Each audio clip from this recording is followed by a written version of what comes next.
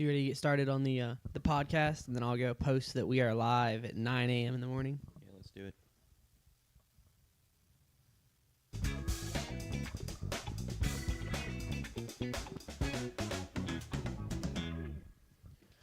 What is up, team? And welcome back to the Technical Foul podcast. We're back in the studio. It's been 3 weeks at least since we've been in the studio. Probably Something around 3 like that. weeks. Probably a month. It's probably 3 weeks. Yeah. Yeah. But it feels good to be back in the studio. JP's on the phone. Say what's up, JP. Howdy, howdy. That works as well. Love that as an Aggie personally to hear a howdy. But yeah, me and Sanders are in studio. JP should be back in studio next week. And so from that point on, all three of us will be in studio, and it'll be more or less back to normal moving forward. But today we are here to preview the wild card round of the NFL playoffs. I'll give you my totem pole. JP will give you his pyramid. Shortened versions to only include the playoff teams. We'll get some best bets from JP. And then we'll get on out of here, get JP to his tea time. Hopefully he shoots 82. I don't know if that's realistic or not, but I Yeah. would definitely take that today. yeah. We lucked out. Me and Jack and my brother, we were all back in town for the first time yesterday. So we were up late last night, which has turned out to be good because JP texted us like 1:30 last night. Is that when it was? Yeah. To be like, so I can't go live at 12. I'll be playing golf. And so we instead decided to go live before I was planning on having my alarm set this morning. So The pivot worked out. yeah, I'm running on a lot less sleep than I was planning because I was like, Perfect. a 12:30 show. I can sleep until 9, get up. It's a perfect nap day. Yeah, Good. I will probably be Like taking the a nap. nap will really hit. Yeah. It'll feel well earned. Yeah. Because you've done a nice solid podcast. It'll be a great warm up for the game tonight. Oh yeah. I can't wait for that. Is it Tennessee? Tennessee, I yeah. saw a girl was walking to Strange Brew. She must have been walking to Strange Brew. She had orange Hokas on and a Lady Vols backpack. That's fire. And then like some Tennessee sweatshirt. So I don't figured know. It had to be Tennessee. Fan. And they're probably good this year. Not as good as normal. Not as good as usually. I mean, Tennessee used to be a powerhouse Yeah.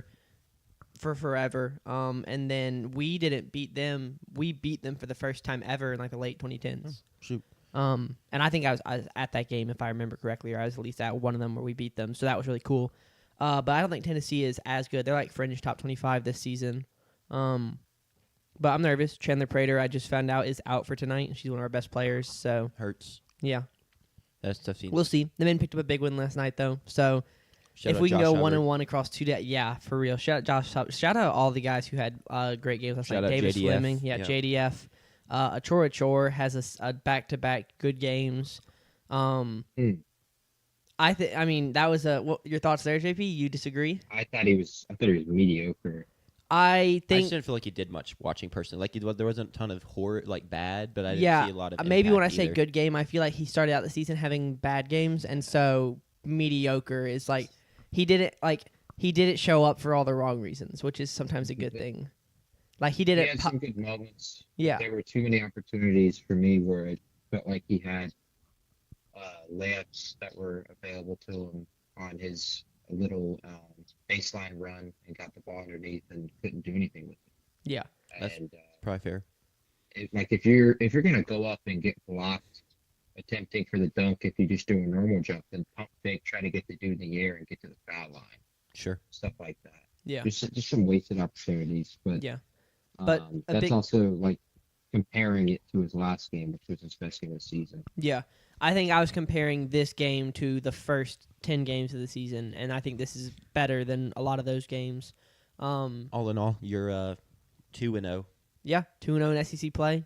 which One of considering 4 how the teams. season started, you can't be anything but ecstatic about Yeah, that. I was nervous about us winning a single SEC game. Well, let's Oh, go and well, that's ironic. you gotta trust Jans. You gotta trust Jans. Yeah, I know. But, I man, think that you first didn't couple weeks. Yeah, it was bad. It was rough. Let's go and dive in though, just so we can get a move on, so we can make sure JP makes his tea time. I'll dive in with the totem pole here. Like I said, shortened totem pole. I'll say it right now. The Panthers are at the bottom. It was really funny crafting this totem pole as well because, it's like a movement based off the previous edition. So like, I'm looking at the previous edition. Oh, it makes sense. All the teams that made the playoffs are in the top 16. except oh wait, the Panthers were down at 19 last week. So like everyone was in a row, and then I was like, okay, now I gotta go find the Panthers basically. So they come in at 16. They should really. They're like the just happy to be here team in my eyes. Which like, I mean, you won your division, so you're the 4 seed. But yeah, I think they're the team I easily feel the worst about in these playoffs. They're followed up by the Steelers. Another team that probably also feels like they should just be happy to be here, but the difference to me is they kind of earned it. Like they had to go win their final game. They had to beat the Ravens in a win or go home, and they did that. And Rodgers played well. I can't believe that offense found 26 points or whatever it was. That, I guess they were a missed kick away from not making it, but still they slide in here at 13. Sanders Chargers coming at 12. We're gonna see that the offensive line stats that are thrown at me about this team do nothing to bring me confidence. They're probably gonna find their way to be in a couple games because that's who they've been all season, or not a couple games, but maybe their first round game will be close and they could win it. But it's just an uphill battle because of that offensive line. So they're down here at 12. I have the Eagles at 11. It's almost a similar thing to the Chargers, Whoa. right? You feel like that's low. Whoa. I've had them down here basically this whole time. They've not really climbed. Obviously, this is not based off them playing their backups and losing to my Commanders because that wasn't their team. I just don't feel great about this team going to the playoffs. Their offense is stagnant. They basically are committed to playing the time of possession, slow down the game bit, and then we'll just grind out win after win. And I don't love that personally. I'd get grief from our friend Cromie because Jalen Hurts is a winner, and so he's going to do what he's done in previous postseasons, and that's win some games, and they're going to figure it out, and that defense is pretty good. But I've not been a fan of this team for a while, so I have them down here at 11. I have the Packers at 10. They're pretty beat up. We're still kind of in limbo. No Micah Parsons, obviously. I realize I should have already known this, but is Jordan Love healthy? Is he going to be good to go? Yeah, he's playing. Okay, I thought so. He But could have played last week, but the game was inconsequential. it didn't matter, so we got Clayton Tune NFL snaps, cinema. Not actually if you watch that offense try and operate with him at the helm. But yeah, I think I like Jordan Love. I think that offense can make some plays, and without Micah Parsons, that defense is still fine. But they don't have like those killers that you would love in a Micah Parsons, and then even offensively, you've lost Tucker Kraft for a while now. The receivers, there's no killer receiver, while there's still a lot of quality options. So moving up, we have the 49ers, and they're another one where it's like they're really beat up right now. They're even more beat up. Like Trent Williams, his status is in doubt for the playoff game. Brock Purdy is a little beat up. He should be able to play, but like he hurt his hand or something like that. Hasn't Fred Warner said he's coming back? I think it was like if he comes back, it's for the divisional round. Okay. Or that's like his target. At best, At divisional best, round, optimistic is the NFC Championship. So they're probably going to win 2 games. He Sure. might play next week like 80%. Okay. Yeah, I think that's fair. So they're down here at 9. Shout out 9. Crazy of me. I'd get so much slander for this, and probably rightfully so. I have the 1 seed, Denver Broncos, down here at 8. Listen, I formed the list how I feel. I have no faith in this team. I have more faith in Mile High than I have in this team. Which, hey, you get to play in Mile High throughout the AFC. You get that ability, you get that privilege, and they can take full advantage of that. I think I may be the biggest Bo Nix hater on the planet. I think you are. Like, I'm sure there's legitimately. someone that is a bigger hater. I'm just not a fan, man. I'm not a fan.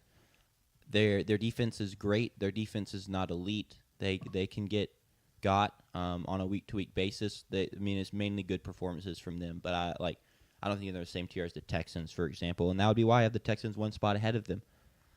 They've been playing great ball. The offense is not fantastic. C.J. Stroud can be hit or miss. Even thinking about the Chargers game where the game starts off and it's like, oh my gosh, 2 deep touchdowns, and then he ends up the game, he has 2 touchdowns, 2 picks. The offense doesn't really do much from there. But this is the defense I feel like is truly elite. A defense that could go win them any game because it's just elite at all 3 levels. Pass rush, linebackers, secondary, all can go make plays. A joy to watch, truly. That brings us to 6, I believe. Yes, 6. And it's the Bears. Fantastic season for them, but it's like their first time in the playoffs for a ton of them, so I'm interested to see how that goes. I think they're going to have to keep turning teams over, which they've done to great success all season. Caleb played very well down the stretch. I mean, he's playing his best ball of the season, but still, first time in the playoffs. We shall see. The Jaguars at 5, another team that's playing phenomenal ball. This is the best ball we've seen of Trevor Lawrence's career, and that defense also. So very complimentary football from them. That's why they're up at 5. The Seahawks are at 4. Crazy. A Sam Darnold-led team is at 4 on the totem pole. But that's how good they've been. And really it comes down, we talked about it on the show. I guess that was Tuesday. It was a Tuesday show. Their defense is also phenomenal. So even if you don't have that much faith in Sam Darnold and that offense from game to game, their defense can go win them one if they have to. Bills at 3. I feel like Josh Allen's under a ton of pressure this playoff as he's kind of the guy in it. No Mahomes, no Lamar. Like this is your time to go take it. JP's been calling him the team of destiny, and I can kind of see that from that what I just said. Like Josh Allen, if you're gonna go win one, this is like the year to make it happen. Patriots at 2. Been great all season. Another thing I am a little worried about with the Bears, like not a lot of these kind of key pieces haven't been there, especially offensively. We've not seen Drake May in a playoff game. TreVeyon Henderson not played in a playoff game. Vrabel's been there before, and that is a nice piece to have as opposed to Ben Johnson, who has been there as a coordinator, never done as a head coach. But yeah, they're at 2, and then the Rams are at 1. Feel fantastic about the Rams going into the playoffs. Defense playing well. You have Matthew Stafford at the helm. He is, just off the top of my head, he's the guy I'd want the second most at my quarterback in this postseason. Just like a quick running through the names, I'd want Josh Allen the most. Okay. And then I'd drop back and be like, give me Matthew Stafford, and I'd feel great about that pick and with the weapons he has as well. But that's the totem pole. And with that being said, we can get into the pyramid. If you all have any major gripes, I know JP obviously disagrees about the Eagles, so I'm really curious where the Eagles appear on the totem pole. But yeah. Yeah, visually, I think I'll give my gripes with. Yes, I think that's the best way to do it. Oh, I see you also here, JP. If you want to give me like 3 seconds, actually, I don't think I'm gonna be able to put the pyramid up on the screen. Why can you? That's fine. Yeah, we'll hop in. Yeah, just you just roll through them verbally. Yeah. So there's a ton of red and green on this week's pyramid. Some movement. We'll start with the tier 6. Would be the Carolina Panthers. They're alone by themselves sitting down there. This team, for a rightful reason, is a 10.5 point dog at home in a playoff game. I didn't do the research, but I have to imagine that's one of the worst spreads or biggest spreads of all time for a home team in a It's playoff the game. biggest since like 2022, I believe. I was looking it up. It's in 2024, or not 2024. In 2023, we had 10.5, and then in Was that team 2022, home? let's see, it was 10. Where did it? That 10, would have to 10.5. It would be San Francisco was favored by 10.5. Yeah, they were at home against Green Bay. And then if you go back further, Buffalo at home was favored by 13.5 against Miami in 2022. I haven't seen a Those road spreads team. make sense. I have not seen there's a road team team. favored. Here we go. It's Here's got to be Florida. 2020. The Tampa Bay Buccaneers on the road against the Washington football team were 10-point favorites, so that's pretty close. Yeah. Okay. So it's not historical. We've seen it before, but it is up there as far as historical playoff spreads go. I think spoiler. I'm going to tell you, Taylor Heineke covered in that game, and they honestly almost won that game. That game was one of the best games of that wild card round. Yeah. So no, it won't be a shocker if Carolina keeps it close with Los Angeles. Of course, already beat them. But we'll talk about the game in a second. Tier 6, I have San Francisco moving down from Tier 5 to here, and they're sitting with the Chargers and the Pittsburgh Steelers. I'm pretty low on all three of these teams comparatively to the rest of the playoff teams. They sit here down on Tier 5. On Tier 4, I got 3 red and 1 green. Everybody's moved. No one is the same from the people that were on Tier 4 in Week 17. And these 3 teams that have dropped are the Denver Broncos, the New England Patriots, and the Chicago Bears. I have all of these teams sitting here on Tier 4, sitting next to a team that has risen in the Houston Texans. Those are your 4 Tier 4 teams. Realistically, I made these on performance over the past few weeks, but it also seems to be subconsciously I've made this in terms of postseason experience as well. And I do Sure. think that plays a tremendous factor in not only who wins these games, but in how you power rank these kinds of teams, which is why on Tier 3, the Philadelphia Eagles sit. They're sitting there comfortably, right on top 5, just out of the top 5. I would have them in the top 5 if I was doing a totem pole personally. They are tremendous in the postseason. They kind of always have been, and they're at home. Jalen Hurts has never lost a home playoff game. He's only lost on the road. And Jalen Hurts also in the postseason, it's not like he is being carried by other people. He's got 10 touchdowns, 3 picks across 9 games with a 95 passer rating. He was tremendous, of course, in both of the Super Bowls, but he's also been really good at home in terms of staying efficient and in their Super Bowl runs, not turning the ball over. He's only got 3 picks across 9 games in the postseason, which is when you would think a quarterback for a lot of people who's low on people's list would have his mistakes as once you got to the postseason, but not for Jalen Hurts, which is why Philly sits here at Tier 3. They're sitting here with Jacksonville, who is in a surprising year of NFL playoff teams, is one of the teams with very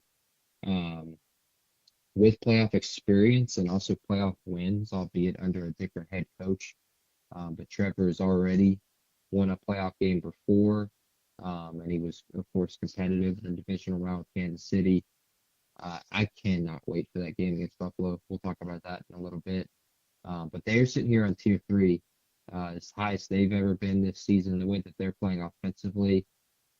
Trevor put himself in, like he's probably going to be on MVP ballots. Of course, he has no contention for the actual award, but the way he's played offensively over the final 2 months of the season, they're as hot as can be, and it's going to be really fun to see them against a top 2 pass defense in the Buffalo Bills in round 1 at home.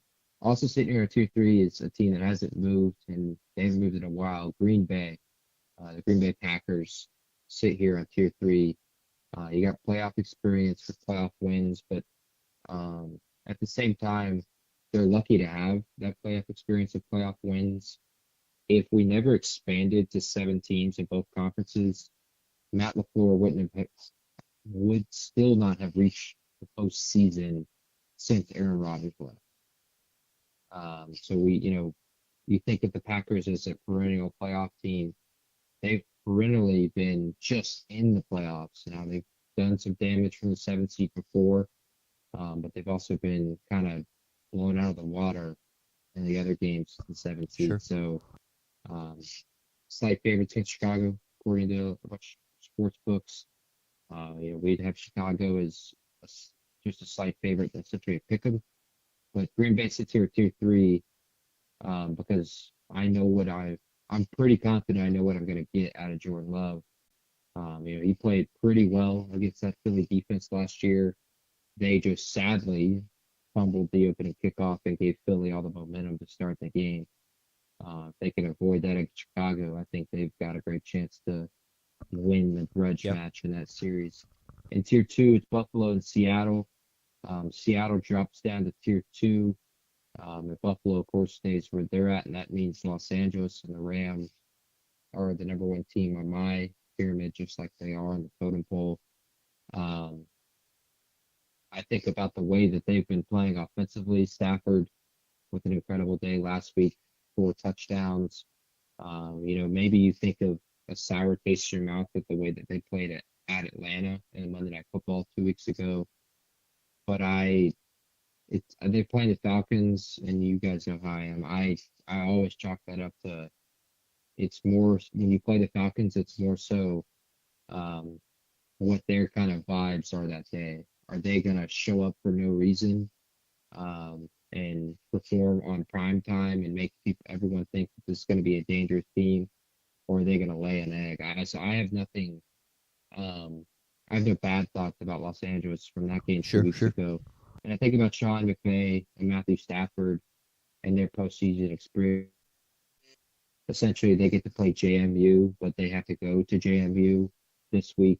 So think of a layup, first round game. They're going to take it really seriously, of course, because they've beaten Carolina. But they should be hot and rolling. And then I think you have to like Los Angeles, whoever they play going forward. This has nothing to do necessarily with where they are on the pyramid, but they more than likely, if they're winning that first round game, you're either looking at playing at Philadelphia or at the number one seed and the Seattle Seahawks. I think you have to like your chances of both those games. You lost both of those games this year at Seattle and at Philly. You lost those two games that you controlled for 3.5 quarters. I think you have to like your chances to be in an NFC Championship. And then if you are to win either of those divisional games, you're probably just playing the other one that you didn't get to face in the first round at their building. So Rams seem like a really dangerous team. They're going to be a hot pick to reach the Super Bowl. I'm curious to see how y'all will pick. But they're at top of the pyramid, and rightfully so. With their offensive prowess, I think they expect Davante Adams to potentially play this week, but they more than welcome could rest him and have him ready for the divisional round. They'll look to go out there and win a Super Bowl and then have 2 first-round picks next year and reload. Yeah. They're dangerous. And I think with Seattle, the biggest fear for me, of course, is this is in large part why I dropped them, is Sam Darnold hasn't been good for about a month and a half, really. He's got 10 turnovers since that first Rams game. And he also hasn't been throwing the ball around the park, and I think they're going to need that if you're going to play a team like Los Angeles in the second round. Because Los Angeles, I think it's going to score points regardless of how good that Rams defense is. But that's the pyramid. The Rams up top. Tier 2 is Buffalo and Seattle. Tier 3 is the Jags, Philly, Green Bay. Tier 4 is Denver, New England, Chicago, Houston. Tier 5 is San Francisco, the Chargers, and the Pittsburgh Steelers. And then in their lonesome, the Carolina Panthers sit on tier 6. Making it a nice tree. Yeah, I think that's my favorite part is that instead of, tier 5 only has 3 teams. So instead of putting the Panthers on tier 5, because it's not full, you're like, no, they belong in their own tier. They belong a tier below those teams. Do you think they are on the same tier as No, those teams? that's just more me admitting that, I kind of forget that the pyramid is not filling from bottom to top, Sure, but correct. ranking teams, in their tiers. Yes. So yes. that's more of a me realizing, I forgot that's how that works, and not a Sure. not a complaint. I always feel top to bottom. Yeah. That's But how I like feel. you don't feel top to bottom until it's full because if you did, the Panthers would be on tier 5. Correct. So that's just a humorous observation. It's The cinema. Panthers all the way down there by themselves. It's just too good with the history we have with that team. So I'm for it. We are back in the studio trail. I'm Yeah. very happy to be back. Let's roll into these games, though. We should be back for good. I think that's what we said earlier. Like we should be For back a here while. Sunday, and then I don't know when we would not be here going forward. I mean, when semester ends, people move on. Oh, not Like when I meant that's for what- good. I didn't mean for. back I for just meant back for some for like some months. the next 4 to 6 months. That was not for forever. We'll figure that out when we get We're there. getting a chronological order. Yeah. or- I've got them in chronological order, starting with the Rams at Carolina. So you can take Yeah, that that away is. whenever.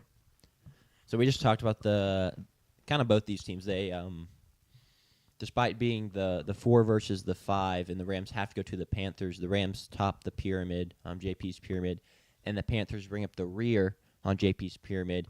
And the Rams also top the totem pole and bring up the rear, and the Panthers bring up the rear on the totem pole. And Vegas kind of agrees when you're looking at the spread. Despite the Rams being on the road, they're favored by 10.5, which is crazy. Semi-historical, not officially historical, but you don't see a spread like this where a home dog is a 10.5 point dog in the playoffs. What are y'all's thoughts on this game as we go into the first game of the slate? JP, you go ahead and kick it off, and I'll see if I can find a home dog that was 10.5 or more, because I got close earlier. But you go ahead and start it off. Yeah, sure. When we get to the postseason, big thing for me, of course, I always think about postseason performances, and what have you done in the past. And we're gonna have a lot of first time, playoff starting quarterbacks this year. Bo Nix, you got, and also in the AFC, you have Drake May starting in his first postseason game. And then over here in the NFC, you have Caleb Williams, and the quarterback of the Carolina Panthers, Bryce Young.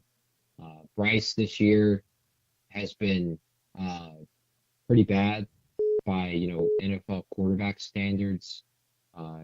Pretty comfortably outside of the top 16 in a lot of different categories. He's had roughly 8 or so Bryce Young games, which, if you don't know, are games in which he throws for under 200 passing yards, and he's typically the guy that leads that category. So it's a Bryce Young game in his honor, a prestigious award towards him. For sure. At Alabama, he was a clutch quarterback. In big time games, he had his best moments. And so he's going to have to, have that kind of performance and rise for Los Angeles Rams. But on the other hand, when historically there's only been 2 quarterbacks in NFL history that rise their numbers from when their regular season numbers into the postseason, that they play statistically better over the course of their playoff games than they do over the course of their regular season games. Those 2 guys are the 2 guys in the GOAT conversation. That's Mahomes and Tom Brady. So every single quarterback dips, and it may dip. They dip 5 yards and they turn it over 1 or 2 more times. But a lot of guys will dip 50 yards, and their completion percentage dips 7 to 8%. For Bryce, in a year where he obviously didn't have a great statistical performance all year, 23 touchdowns, 11 picks, but he was averaging just over 200 yards, in large part because of his 400-yard performance against the Atlanta Falcons. I think you have to expect that he's going to have some kind of fall off in this game, and not have a great statistical performance. This is one of many rematches in this postseason that we're going to see already right off the bat in the wild card round. 28-31 was the score of the first one. Carolina shocked the Los Angeles Rams. It was one of those 1 p.m. kickoffs, so a 10 a.m. Pacific time body clock kick. for the Los Angeles Rams, and for a lot of those teams that fly out east from west, it's a really tough um, thing for them to combat. But this game won't be that. This game is going to be kicking off at 3:30 Eastern, so it'll be at worst, noon, 12:30 body clock kick for Los Angeles.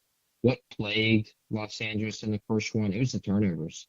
You have to go straight to the turnovers, and Matthew Stafford had two demoralizing turnovers in this game. One, which ended up being a pick six, and then the fumble at the end of the game, which ended up costing him. He had another interception in this game, but Rams were able to turn a 3-and-out immediately after it, so it really had no impact on the game.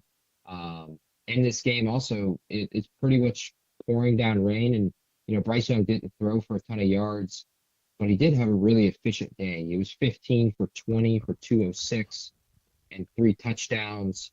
And Carolina was super efficient in 2 really important categories, and that was on third down and fourth down. Yeah. On third down, they were 7 for 15. On fourth down, they were 3 for 3.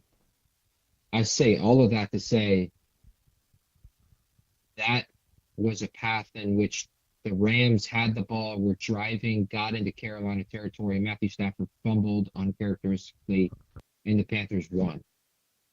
All of that had to happen. Stafford had to turn it over 3 times. Bryce Young had to have one of his best games of the season. They had to be uber efficient on third and fourth down. They were able to run the ball well with Chuba Hubbard and Rico Dowdle, and they barely won at home. And it was the 1 p.m. kickoff. So that's why, don't be surprised that, Los Angeles is favored by 10.5, because if that was the avenue for a close win for Carolina, I mean, can you name any other avenues in which they are winning this game? And so I think if Carolina finds a way to win this game, it's going to have to be Stafford turns the ball over again. And quite frankly, I think Sean McVay and Stafford are smart enough to know that, they're just going to take themselves out of situations where that's possible. In large part, it was due to the rain, but Stafford also had 2 really, really poor throws that were the interceptions. The fumble I equate to the rain. It's going to be 70 degrees and sunny. A little bit of cloud cover, no rain in the forecast on Saturday. So you take that out of the equation right now. Jack, you tell me, what is there another avenue for a Carolina win this weekend? No, it's very well said. It was going to be my next question. You basically beat me to it, but it is just the turnover luck, or you're going to have to force some turnovers, whether luck or not, and you're just going to be really efficient on key downs like they were last time, and it's hard to see them repeating that because that's not necessarily been them all season. I mean, they forced a decent amount of turnovers, but that offense has not been that consistent for most of the season. And, I mean, I'll just say it right now, like, if someone is out there picking the Panthers to win, I'd love to hear their logic, because if it's not this, what is it? I don't believe there's anyone out there walking around just saying the Panthers are better than the Rams. They're just going to go beat the Rams straight up. I think the Rams are going to have to shoot themselves in the foot some if you're predicting a Panthers win, because it's also it's not like the Panthers have some insane home field advantage. It's not like they're playing in Mile High or something like that. They've been beat at home this year, so I completely agree, JP. Anything you want to add, Sanders? Yeah, I was able to find it and confirm it. So we've never had a 10.5-point spread with a road team favored. We have seen 2 10-point spreads. The first was 2020, Tampa Bay at Washington. Washington covered, Tampa Bay won. And then 2010, JP's New Orleans Saints at Seattle Seahawks. The Seattle Seahawks. Wait, hold up. I'm sorry. I'm maybe left is the home team, right? Yeah, left is the home team. Tampa Bay was. Yeah. So it was Tampa Bay was at Washington, and then New Orleans was at Seattle, and New Orleans was 10-point favorites, and then Seattle ended up getting the upset and winning that game. So Yeah, that is, Unfortunate for your New Orleans Saints in that matchup, but we've seen it twice. Never a 10.5-point spread though, so I guess it is technically a historical spread. It is interesting though. The it both wasn't just dogs covered. Yeah, that wasn't just any matchup either. That was the Beastquake. That Ah, was Marshawn Lynch's big run. Cinema. Yeah, I cried that day. So appreciate that. well, that's okay. Bring back some good memories. Yeah, sorry to bring to- that head up. 7-year-old JP, something like that. Yes, give or take. Young JP. Do we want to anything else on this game? No, we do you wanna gotta go ahead and pick pick it. it. I mean, I think yeah, go ahead. one more is that statistically, just you compare the two teams, and I just go down like season leaders this year. Matthew Stafford threw for 46 touchdowns and 8 picks. That's twice as many passing touchdowns as Bryce Young. Twice as many. Yeah. I go to, Carolina had a great year rushing the football. They did have a little bit of a two-back attack, but even still, Kyron Williams had 200 more rushing yards than Rico Dowdle and 4 more touchdowns. They only had a difference of 23 carries, so you can't even really say that it was the two-back thing there that was the difference. Receiving yards, Puka Nacua has 130 catches to Ted McMillan's 70 catches, nearly doubling him up, has 3 more touchdowns, and 700 more yards to go with it. You look at, even on the defensive side of the ball, Byron Young has 12 sacks to Derek Brown's 5. This is a Rams defense that is really, really good. So the defensive edge doesn't even lean towards Carolina there. It's so many glaring stat profiles comparatively, which is what you expect when an 8-9 team makes the postseason. Correct. Of the like of the Carolina Panthers too. But we can go and get into picking it, and I'll go and start because it's me. I currently own the Pick'em Edge in the NFL by a wide margin, 1 game. About to say, don't disrespect me like that. I had one bad week, go 1-2, and you got a 1-game lead. Hey, don't choke it here at the end. Is what I'm hoping to do. Carolina, we gave those 2 stats right there, and I love those 2 stats of the big spreads. Seattle, of course, won over New Orleans in the Beastquake game, and then Taylor Heineke cooked. Had one of the best playoff touchdowns I've ever seen. Jack, do you agree? Yep. I mean, Is that I'm the one when he's biased. diving towards the pylon? Yep. Yeah. That was one of the best playoff touchdowns I've ever seen. His dive to the pylon.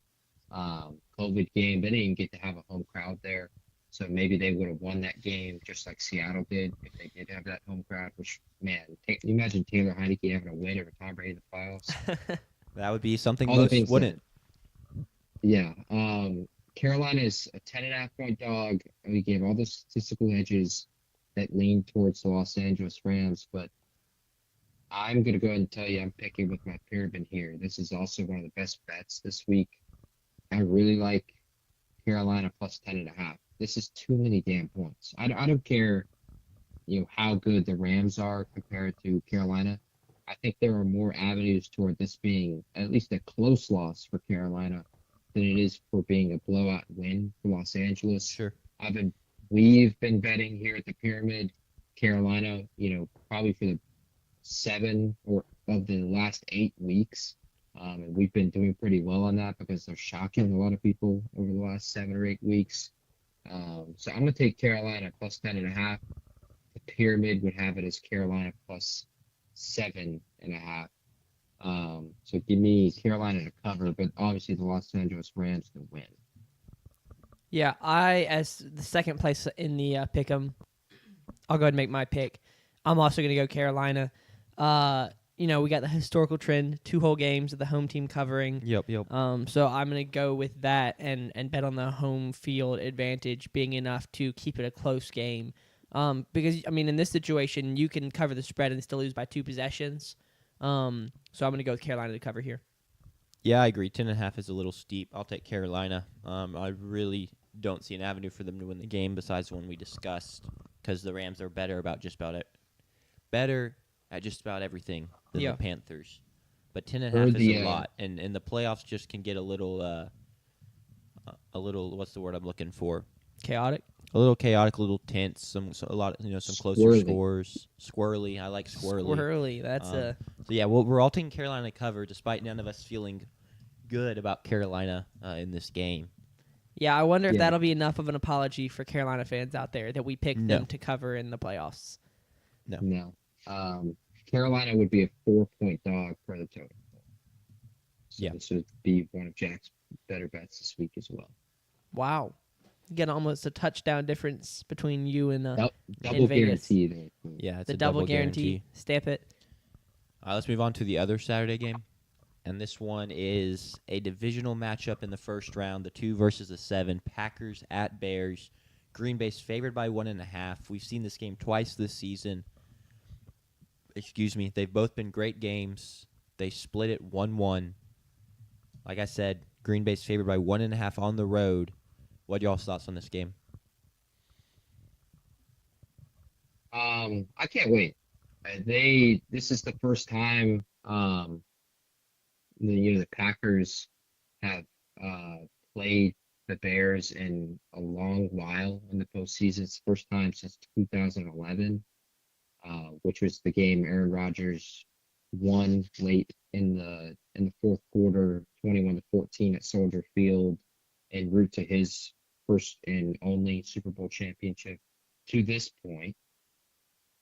No, I'm not going to pick the Steelers for the Super Bowl, but it was his first and only Super Bowl victory, and it was a big one in the AFC Championship. And then it's the only other time the Bears and Packers have ever played each other is in 1941 on December 14th, when in the Western Division playoff, the Bears won 33-14. And can you guys guess the venue that this game was played at? Which game? Bears Packers in 1941. Soldier Field. It was played at Wrigley Wow. Field, the home of the That's Chicago Cubs. That's cool. Yeah, cool tidbit for you there. Third time these two teams will play each other this year. As Jack mentioned, both of the last two games were pure cinema. The first one in Green Bay was a defensive, slugfest for the first quarter. Green Bay turned it on in the second quarter, scoring 2 touchdowns. And then Chicago had a really good second half, and Caleb Williams made every throw he needed to make until he didn't make the last one. Ends up throwing the pick in the end zone and a chance for them to tie that football game. Jordan Love was super efficient. He was 17 for 25 for 234, 3 touchdowns. Had one of the worst picks of the NFL season, I will say. But that pick only ended up in 3 points for Chicago, so it was kind of a wash in that game. Chicago was able to run the football in that game, 63 yards on the ground for Swift, 57 on the ground for Monangai. And then you look at the second one, we all remember, of course, Jordan Love going down with the injury. Malik Willis comes into the game. Jordan Love at the time only had 77 passing yards. Malik comes in and he cooked, and he really, really competed. He's able to lead, multiple scoring drives for the Green Bay Packers. He's 9 for 11. He's 121 and a touchdown. But it ends up being, once again, and this has been the theme all year for the Chicago Bears, they lead the league in fourth quarter comebacks and game-winning drives. Caleb Williams leads the league.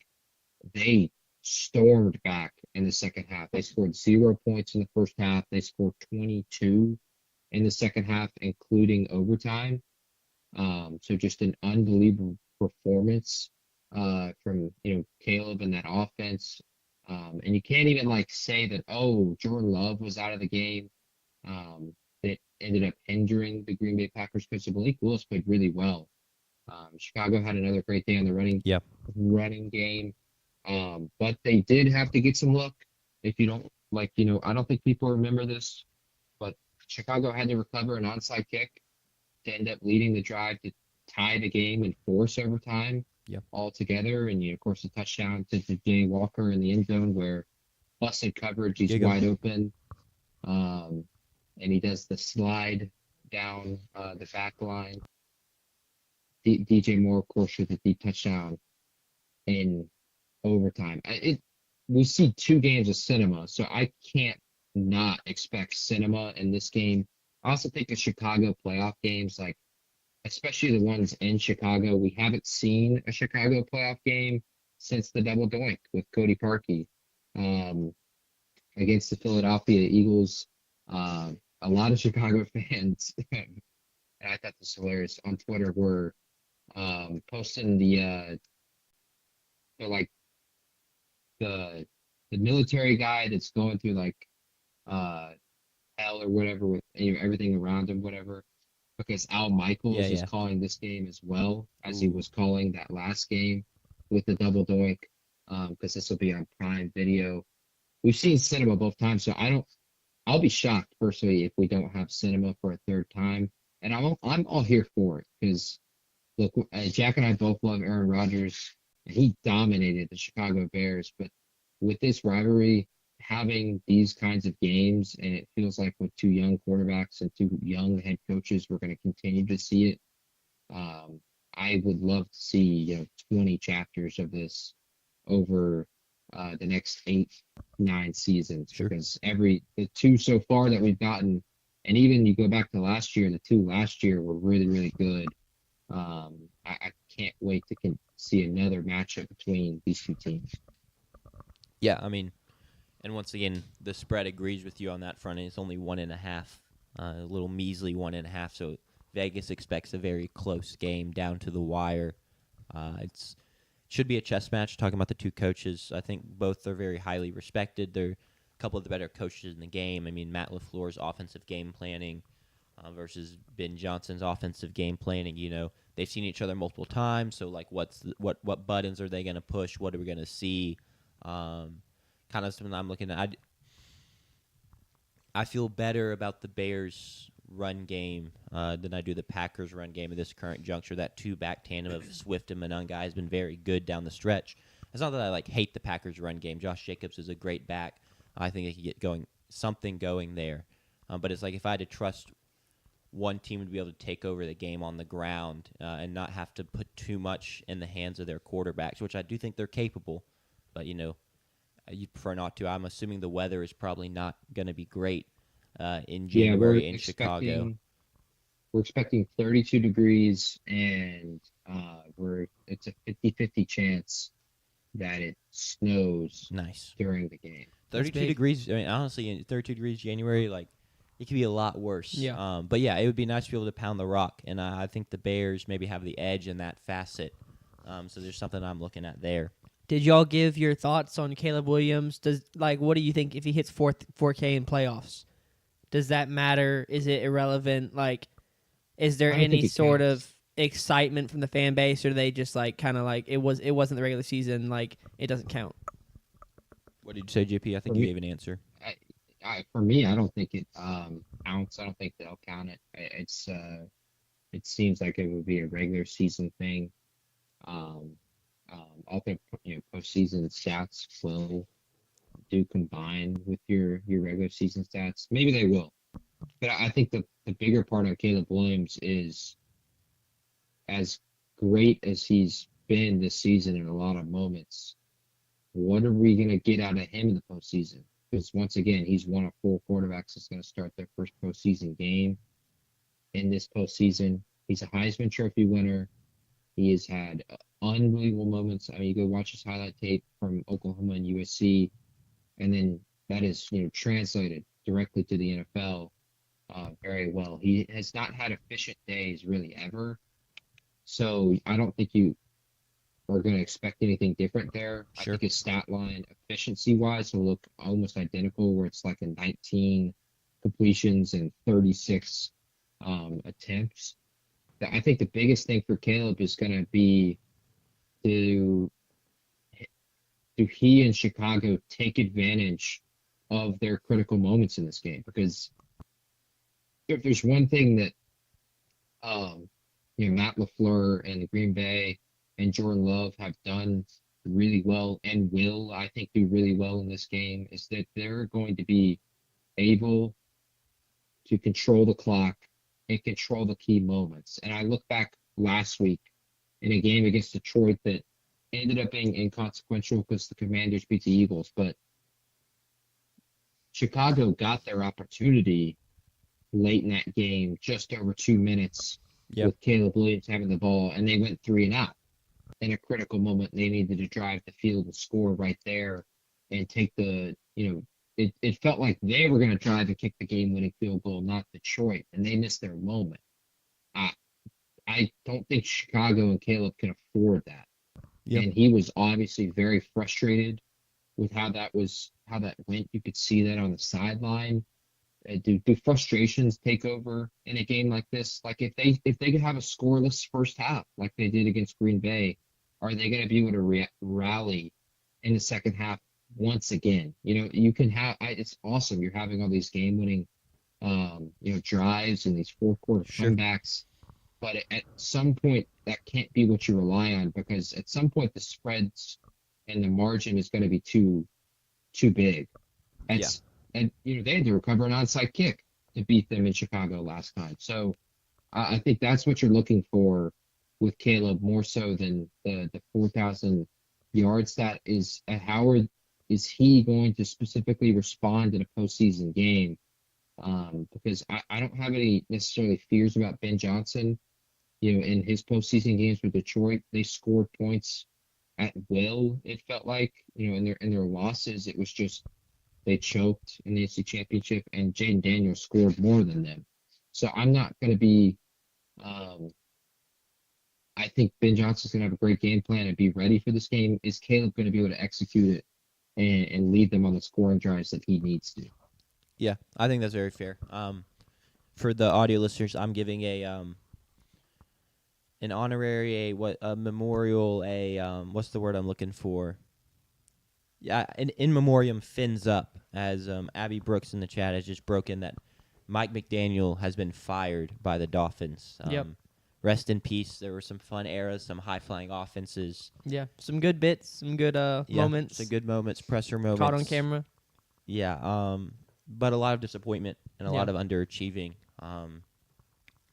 Non-existent playoff success. So they fired him, which initially they said they were going to keep him. So I wonder if they really think that they can get Harbaugh. Maybe. But we shall see. But thank you for bringing that to our attention. And I'm going to miss Mr. Fins Up, because that was one of my favorite moments of the season, honestly. Yeah, that'll be. I don't know what will follow. Moving on from Tua potentially. There's just a lot of dominoes that could fall now that they clearly feel like a change needs to be made. I don't know what other dominoes will fall, and we'll talk about that, I'm sure. Maybe we try and get to it before it happens. We could talk about, or we can talk about it, react to it if they do move on from him sooner rather than later. But yeah, big off season for the Dolphins, and we'll be excited to see how that goes. We'll get to when we do our off season like primers or whatever you want to call them for some teams. But we can get back to the game. Do we want to pick it? I don't really have anything more to add. Sorry, I just kind of derailed us. No, you good. Yeah, we can pick it. I forgot we hadn't picked it yet, so I was like, we can move on, but let's pick it. No, we definitely have to pick it. JP, you start us off. Yeah. I'm going to tell you the pyramid thinks the wrong team is favored in this game. We think Chicago should be a half a point favorite in a pick 'em. Quite frankly, I'm going to tell you, that's one of 3 pick'ems I think should be on the board this weekend. Yet our small spread in any game is 1.5. I've been picking Chicago a ton over the past 7 or 8 weeks, and having more success than not success picking Chicago. I think when you've gotten to this point and you get to that home playoff game, I think that's going to make a difference in this game. I think Chicago crowd's going to make a difference in this game. I think Caleb Williams is going to have, no different of a day than he's had much of the games this season. I think what Jack said earlier is fully on, is that Chicago's run game is just better than Green Bay's, and if it's going to be cold and potentially snowy, you're going to have to rely on that. And with their ability to, because they haven't suffered the injuries at tight end, run 12 personnel and 13 personnel with Cole Kmet and Colston Loveland, and Loveland has been just dominant. in the passing game as well. I think Chicago has too many weapons for that Green Bay defense that's without Micah Parsons. And so I'm going to take Chicago to cover, and I'm going to take them to win. And Caleb Williams and Ben Johnson's first playoff game with them, and Yep. host a divisional round game next week. We didn't mention it, but you're not a believer in a Trevon Diggs, being the defensive playmaker replacement that Micah Parsons was. Don't make me pull up Trevon Diggs' film from the first 4 weeks this year. Yeah. Okay. I won't. I think that player might hold the record for the most times JP is just asked why or what are you doing. I mean, that was a ridiculous stretch to start the season. I enjoyed. So JP, you're going to Chicago, is that right? That is. Cool. Got it in. I'm also going to go Chicago. Home field advantage plays a big part of it. Like Jack talked about, the run game they have with DeAndre Swift and Kyle Monangai in a cold weather game outdoors. I just think it sets up well for them to have success there. Green Bay is now down a man in the trenches with Micah Parsons, so that's going to be something that they're going to have to continue to try and adapt and compensate for if they want to make a run of the playoffs. So, yeah, I'll also go Chicago. I'm also going to take Chicago. I believe the totem pole would have Chicago favored. And they have home field. I feel slightly better about them in general than I do the Packers. So why would I not take Chicago to win and cover since they're the dog? So give me Chicago. Yeah, totem pole would have Chicago -4.5.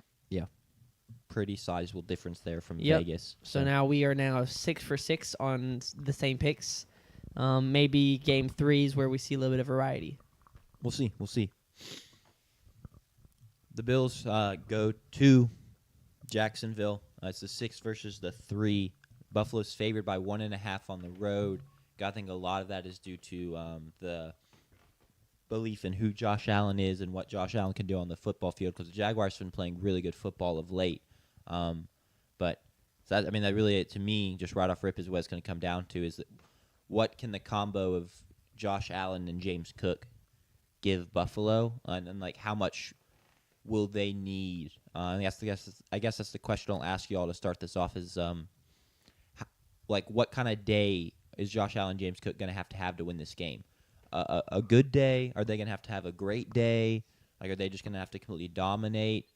Because Jacksonville can put up a lot of points as well. So kind of where are y'all at on that, or do y'all think it's kind of irrelevant and there's a lot of other avenues for Buffalo to win this game? I don't think they have to dominate. I'll be interested to hear JP's thoughts on it, but I feel like a good day from the two of them. And also, I think good day for Josh Allen is, better than most other quarterbacks' great days, or at least it's up there with him because he's so dynamic and he can do so many different things. But I think a good day from Josh Allen and James Cook, and then also a good day from the defense, I think would be enough for them to win this game. It'd be close, and they might eke it out. I think a great day and then a good day from the defense, and they could run away with this game, maybe get up big early, and then just grind away on the ground, because that's what Josh Allen and James Cook are capable of doing, even if they sometimes don't call the plays that way. Sometimes it feels like they don't use Cook enough. But, JP, what are your thoughts on that question? Yeah, Jacksonville got off to a really slow start offensively to start the season, but they've won 9 of their last 10, and in those 10 games, they're averaging roughly 31 points per game. So I think it's going to have to take a world-class kind of effort from Buffalo to potentially flip that narrative. Buffalo is a top 2 passing defense in the NFL, so it's strength versus strength. Jacksonville has had success running the football, but in large part, it's been by the arm and the legs of Trevor Lawrence. He was a 4,000-yard passer this year. In that streak, he's having really, really efficient days. His 2 worst days were 158 through the air in a game against the Houston Texans. So maybe potentially look at that as comparable in this kind of game with Buffalo's passing defense. And the other one was the blowout against the Chargers, where he threw for 153 and he didn't have to play much of the second half. They were trying to burn a clock. But other than that, he's had performances of 244 or 256. And then what I've loved is it's been touchdowns through the air. and avoiding turning the ball over. 2 touchdowns, 0 picks. 2 touchdowns, 0 picks. 5 touchdowns, 0 picks. 3 touchdowns, 0 picks. 3 touchdowns, 0 picks. Jacksonville is hot as any team in the NFL. They have one of the better wins we've seen this season, in my opinion, and winning at Denver and beating Kansas City early on in the year. They have a win at San Francisco early on in the year as well. That Chargers blowout is a phenomenal performance. So I think to the question, Josh Allen, James Cook, what do we need to see from them? I think they're going to have to control the clock in this game. I think they've got to keep Jacksonville's offense off Sure. the field. If there's any team I do trust to do that, it is Josh Allen and the Buffalo Bills. They've been phenomenal at doing that this year, and that is because they've been so good at running the football. James Cook, he was the leading rusher this year with 1,600 rushing yards. Josh Allen had a phenomenal year running the ball as well, plenty of rushing touchdowns to go along with that. So I think with their ability to have a great passing defense, which of course will force more incompletions out of Trevor, stopping the clock, and their ability to run the football, I think they will be able to control the clock in this game. And so then on that question, we look at the Josh Allen turnovers. He's played 5 games and maybe 6 this year where he's had 2 or more turnovers. In those games, they have only won 1. And the one game they won, Josh Allen scored 6 touchdowns to overdo the 2 interceptions that he had in that game and a win against the Tampa Bay Buccaneers. So he's got to protect the football. And he did that, over the final 4 games that he started and played the full game, which Jack still doesn't like. But in those games, he had 3 touchdowns, 0 picks against Cincinnati, 3 touchdowns against New England. And then even in the Philly game that they lost, did not turn the ball over outside of the fumble. So he didn't get to that true 2 turnover mark. And was able to protect the football. And they just couldn't, he couldn't hit 2-point conversion at the end of the game. And otherwise, you're talking about, Buffalo in a completely different light. They wouldn't be playing in this game. They'd be going to Pittsburgh. I look at Josh Allen turnovers, which of course I've mentioned every time I talked about a Bills game this year. And I do think if James Cook is able to run the football well, which I fully expect in a game like this, then I think they're just going to need really good performances from those 2 guys to be in a good spot come the fourth quarter. Yeah, I mean, speaking of the turnovers too, it's something Jacksonville's been really good at all season. They have the 3rd best turnover difference at plus 13 in the National Football League. 22 picks on the season. That is 2nd most of any team. So it's not only does it matter a ton for Josh Allen, obviously not to turn the ball over like you've just talked about, but it's not like he's going up against the Jets where it's kind of a given that he's not going to turn the football over. Jacksonville has a ball hawk secondary, and I mean their linebackers can make plays. He'll have to protect the football. It's a fantastic point. But yeah, anything else to add, Sanders? No, I'm good. We can go and get into picking it. Sure. Right. Is this very much an I got aside? one more thing to add. Yeah, let me add my thing real quick, and then I'll get to you.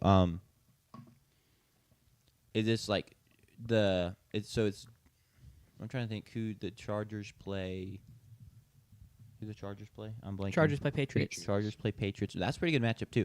Is this like the dreamboat matchup? It's Trevor Lawrence with his long flowing hair versus like Josh Allen. I don't know. fan Drake favorite. May versus Justin Herbert would be up there as far as dreamboats go. There's a couple quality matchups in that regard. Well, it's not C.J. Stroud versus Aaron Rodgers. Aaron Rodgers has that like the old man going for him. True. He's got the gruff, the beard, True. the man bun ponytail he sometimes has. He's got like a different kind of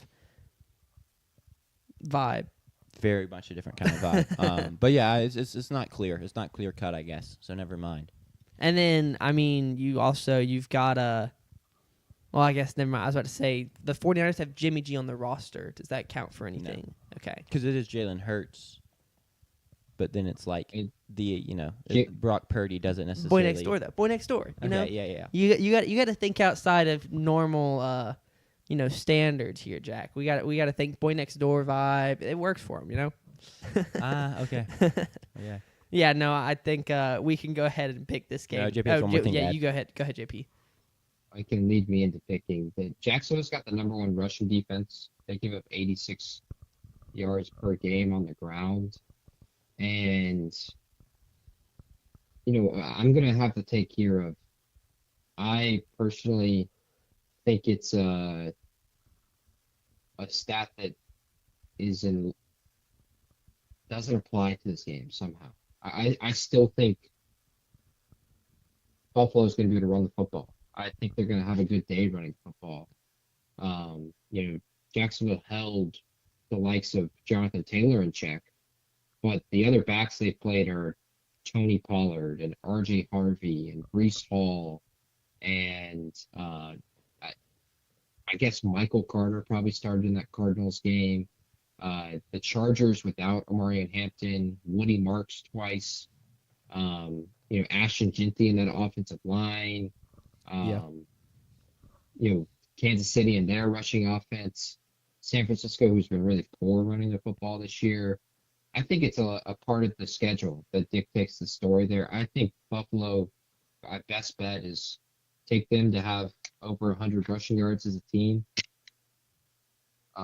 It helps that Josh Allen gets to use his legs for that, but Correct. maybe even take James Cook over on his rushing yards. I think they have a great day running the football. I just really do, even with Jacksonville being statistically the best rushing defensive football. So with that kind of rallies into my pick. I'm going to disagree with my own pyramid here. My pyramid would have Jacksonville favored just by half of a point. And that is because when you're going to pick against the pyramid, you got to have a good reason. And Buffalo's a team of destiny. I think they are destined What to a make reason. a Super Bowl run.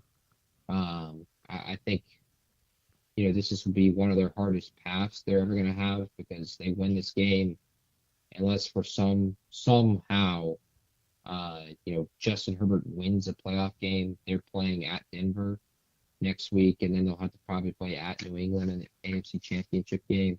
It's going to be a hard path. It's going to be 3 games that look like this where the spread is Buffalo -1.5. But I do think they're the team of destiny. I do think they get it done starting with this Sunday. Sneaky 1 o'clock window, which I think helps them. Crowd won't be up as much down there in Jacksonville. I think Buffalo travels well for this game too, because that's kind of been a factor in big games Jacksonville's had down there. Most notably, the Chiefs traveled really well in that Monday Night Football game. So I don't think the home crowd plays as much of a factor. Give me Buffalo.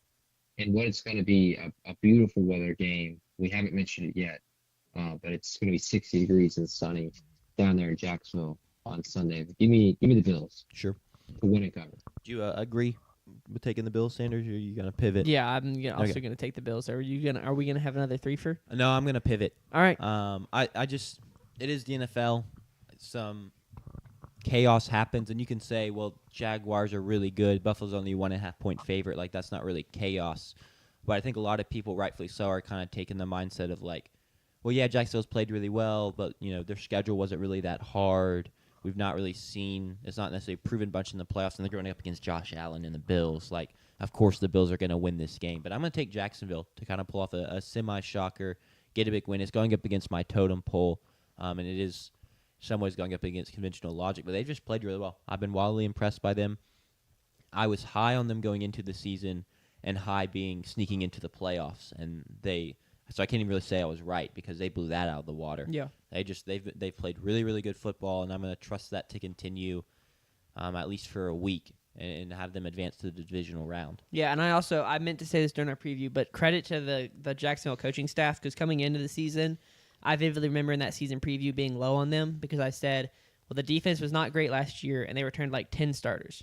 So why would you bet on them being good this year? And they are. So that's a credit to the coaching staff, the development, Sure. For the schemes that they've put together to get the best out of the players they had on that roster last year, and it didn't go well. They brought them back, and it went well this year. So shout out to them and to the defense for playing up to that level. If you're watching the video, I dropped my wedding ring, so that's what I'm digging around in the cushion for. As we move on to our next game, I guess I'll find it later.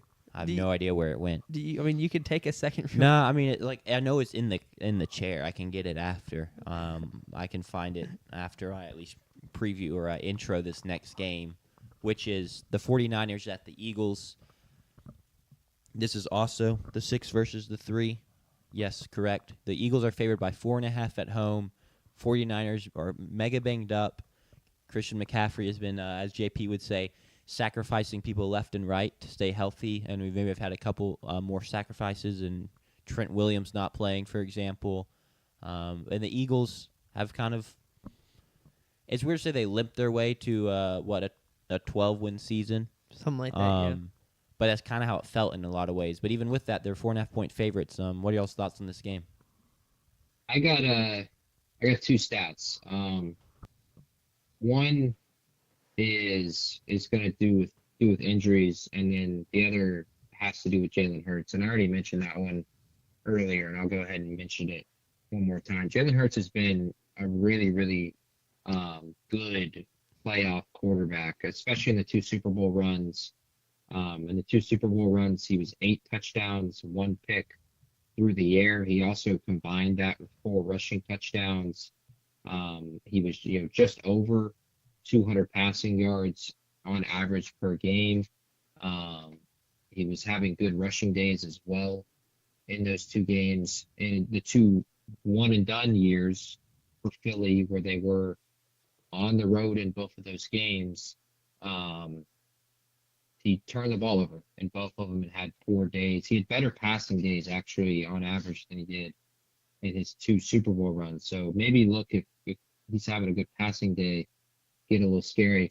Another one on top of that is Jalen Hurts has never lost at home in the postseason. The second one is injuries. And San Francisco is as beat up as any team really in football. Of course, losing Nick Bosa. He's on IR. Brandon Ayuk has not played all season. Fred Warner is on IR. He won't play in this game. Michael Williams, their first-round pick, is on IR. They also have lost 2 different corners. They've lost other offensive linemen that were starters for them. And then even guys a ton of guys are questionable this week and have not practiced so far this week. Ricky Pearsall has not practiced this week after playing this past weekend. Trent Williams has missed a couple games and won't practice, and did not practice yesterday, I should say. D. Winters, their starting middle linebacker, didn't practice yesterday. George Kittle didn't practice yesterday. So many injuries there. In Philly, in their 2 Super Bowl runs, they've been as healthy as any team, really ever in Super Bowl runs. Yeah. In both of their Super Bowl runs, they had, going into the postseason, 21 of 22 starters available and healthy. And that's guys insane. that are going to be the starters. Yeah. Guess how many people are available and healthy to start this Sunday? For the Eagles, For the Eagles. See, I'm trying to think if I just lock in 21. 19? 21. I should The only have guy is locked Lane in 21. Johnson. Yeah. Lane Johnson, who did practice yesterday, Wednesday, so they're kind of looking towards him playing potentially this weekend. Philly has had incredible injury luck, especially in their postseason runs. And so this becomes kind of the injury battle of can you overcome an injury list report that is longer than anyone's in the league. In fact, I'm pretty sure San Francisco has the most guys on IR in the National Football League, and then Philly, who has really nobody in any kind of question. They've lost their only starter that they've lost this year is Andrew Makuba, their starting safety. Lane Johnson is probably going to play this weekend, so that gets you up to 21 of your 22 starters. I think that at some point it was going to rear its head for San Francisco. As incredible as they had been offensively, and they were, especially for 2 weeks. Brock Purdy had 5 touchdowns back-to-back weeks. They got exposed last week, I would argue, in a game against Seattle at home. which makes it even worse in this one. That Seattle defense really shut them down. And Philly isn't to the caliber of Seattle's defense, but with them being at home and even still statistically, they are a top 5 defense themselves. I think we're potentially looking at another thing that rears its head. This of the games this weekend, of course, I think the Rams are going to beat Carolina. But outside of that, this is the game I'm most confident in picking. I think Philly is a very, very comfortable pick in this Sure. game. I don't like how, of course, San Francisco's hurt, but them against that really, really good defense, they struggled so much last week against Seattle. So you can't have any confidence coming into the postseason. That's at 2 and 3 weeks removed from 2 5-touchdown affairs. They have not been able to run the football well really all year with Christian McCaffrey, and they did not run it well last week. If you're going to give Philly in that pass rush time, and it's 3rd and 7, and Brock Purdy's got to make one of his passes, for me it looks to be twofold. Either he throws a pick or he gets sacked. He's been incredible scrambling around, but I do think if he scrambles around in this game, he's going to put himself in danger to turn the football over or have a much more negative play. I think he's got to get the ball out quick in a game like this. I really feel really confident about Philly. But how do you guys feel? No, I mean, I think that's fair, and you just kind of compared it to the Panthers game. Not exactly, but you're like, this is the one I feel second most confident in. And I think it's a little similar to that game in terms of I feel like the Eagles would have to almost lose this game in some way, or turn the ball over multiple times for the 49ers. And you can say, well, you were just low on the Eagles in the totem pole. And you have the 49ers higher, and so maybe I should have flipped it. But the injuries have just become so much, and they've played so well through these injuries. But, I mean, you have just lost multiple other key pieces, like you just mentioned, JP, that aren't practicing this week, that probably aren't going to play. And it's kind of like at some point it does have to matter. And they've done a phenomenal job of working around it all season, but it just feels like a horrible spot. And maybe this is when it's finally reached this breaking point. So I don't necessarily disagree in any way, JP. Yeah, I think that, and it comes down to, let me check the playoff bracket. This is probably the matchup with the most playoff experience, right, between Brock Purdy and Jalen Hurts, 2 guys who have absolutely been to Super Bowls. So that's going to be really fun to watch. That's a great point. Yeah, that's going to be a really, really fun dynamic.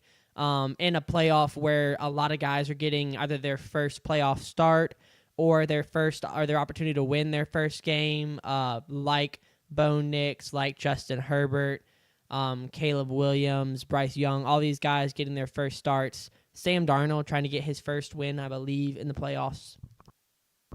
So this is going to be a really fun playoff and a really fun game, especially as 2 very experienced quarterbacks duke it out. That is a great note. I love that. I don't know why earlier I mentioned that Bo Nix was making his first playoff start, but it is 2 quarterbacks that have played in Super Bowls before. 2 quarterbacks that have lost Super Bowls to Kansas City and the Chiefs. Yeah. Jalen Hurts was able to redeem that in his second go around. But that's a great point. I think both of these quarterbacks, you kind of know what you're going to get, which I think is what's going to make this game even more fascinating. Brock Purdy and Jalen Hurts have both been pretty good playoff quarterbacks. Like their numbers have dipped, obviously, from their regular season stats, as every quarterback in NFL history has. But they've been pretty good. Like Brock Purdy was really, really good in the Super Bowl. He's been good in NFC championships and divisional round games. Jalen Hurts has been great in the Super Bowl as well, and good in NFC championships and divisional round games. So it's a fascinating matchup between the 2 teams. I think this will be the first time I bring it up because this is really the first team I think it actually applies to. I'm really curious with a few of these teams this weekend, and this is the one I feel more confident about. But does the firing and the availability now of John Harbaugh entice some of these teams with coaches that, we don't necessarily have all the confidence in the world in. Yeah. And I think of like Nick Sirianni. Two others that I've heard mentioned are Matt LaFleur with Green Bay, that which surprised me, which is why I didn't bring it up earlier, and Sean McDermott with Buffalo, which would also surprise me. So Yeah. those two are potentially options for John Harbaugh to potentially land and have these elite quarterbacks. And they've had their coaching questions because they haven't had the postseason success that people want. Nick Sirianni, of course, has won a Super Bowl, which pisses him off more. But it's the Philly sports media. They're gonna eventually they probably get what they want. Sure. I wonder if San Francisco somehow wins this game. Does the Nick Sirianni hot seat, speak up? And does like John Harbaugh become a potential candidate for Philly? He's coached there before. He coached with Philly. He wasn't the head coach, but he was at Philly before he went and became the head coach at Baltimore. So he's had experience there. Of course, that was 20 years ago. But it's a very interesting question. Just like if San Francisco's leading the second half, how quickly does that Philly crowd start to boo, and how quickly does that kind of conversation stir up Sure. in the event they lose? Yeah, I mean, I think it's fair. It's insane to say that, but Philly fans are possibly the most irrational and reactionary fan base in sports, or at least they got to be up there. It would not be. I would not put it past them to boo a team that just won a Super Bowl the previous year. So, anything else to add? Should we pick this game? Let's do it. Take it away, JP. Yeah, I'm gonna take Philly -4.5. I'm gonna take them to cover that. This is for me the second biggest spread of the weekend per the pyramid. I got Philly -6.5 here at the pyramid. And like I said, I'm the most confident on this one outside of that Rams game. But I mean, that's a 10.5 point spread, of course. Philly is, Jalen Hurts has never lost at home in the playoffs. They've been incredible at home in the playoffs. And San Francisco's so beat up that I think it's just too much for them to overcome. I think this game is close for a little bit, but I'm looking for a backdoor cover from Philly, a late touchdown to extend the lead to 10. So give me the Eagles -4.5. I'll go second. Maybe we should put our picks in individually because I feel like I keep tailing whatever the you're betting, tailing. and it's not intentional. I just feel like we have the same thoughts, or at least some of the same thoughts. I like Philly to win this matchup. 4.5 feels kind of small given the injuries that San Francisco is dealing with, the health that Philadelphia is benefiting from. And like I said, both these guys have playoff experience. They both have Super Bowl experience. Jalen Hurts has done it more, and he's done it better, right? He's won one, and he's been to more of them. So I'm going to go Jalen Hurts and the Eagles here to cover. How does the totem pole feel? Well, I mean, the totem pole, I believe, would have the 49ers Oh, here. Yeah, the total poll would tell you to pick San Francisco. I think San Francisco is just a 1.5 point dog instead of 4.5.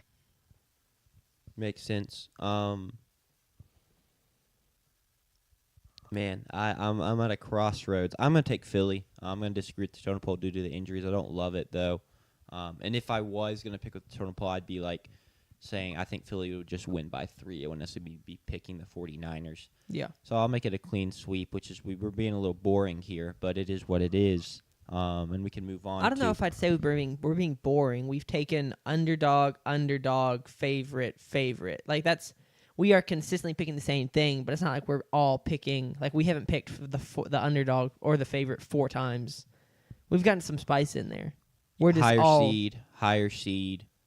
Oh yeah, Lower seed, higher seed. There just hasn't been much disagreement so I think far. I But picked the higher seed imagine every time.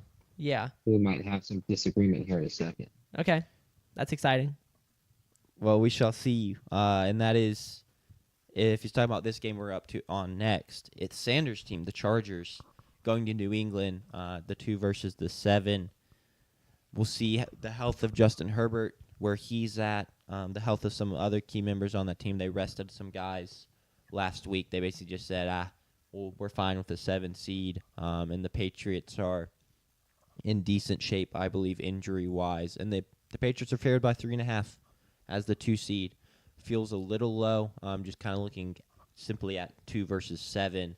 But it is what it is. There's not tons of playoff experience in terms of key pieces on that side. What are y'all's thoughts on this game? We'll start with you, Sanders, since this is your team. How are you feeling going into this game?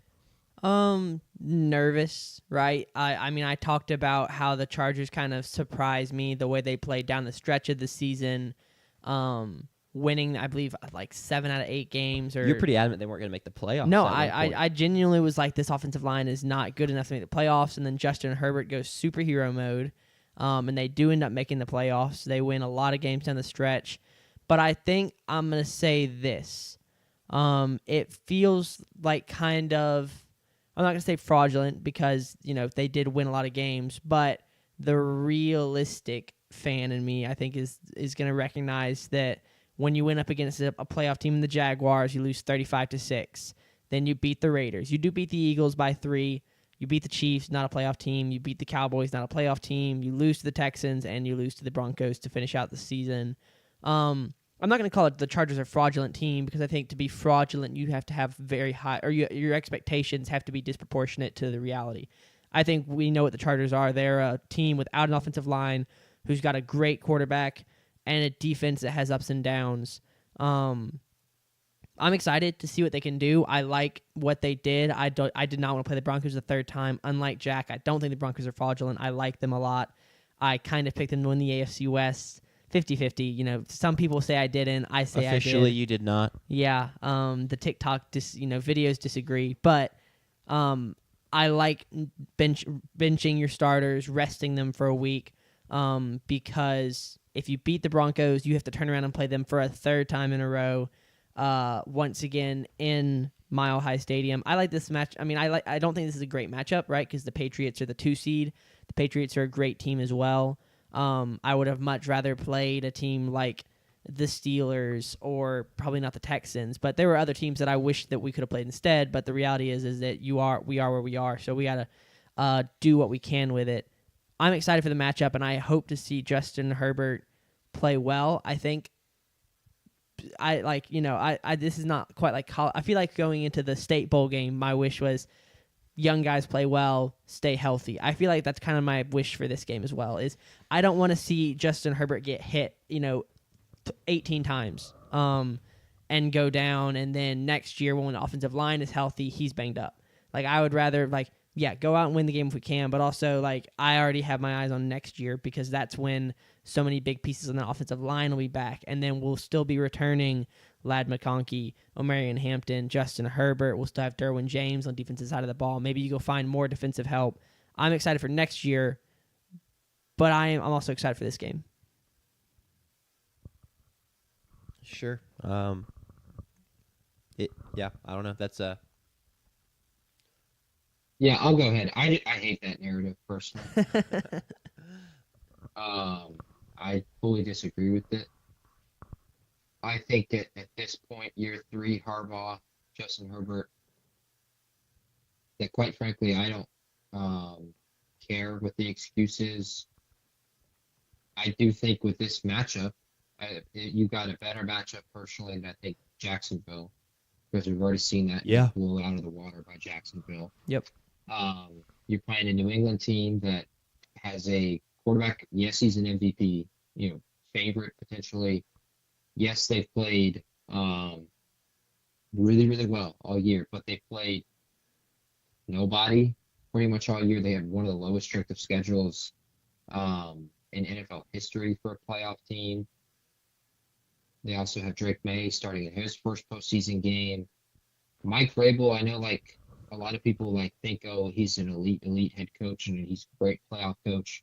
He's led the Titans to win playoff games before, but he's also been one and done in the postseason twice before as a divisional champ.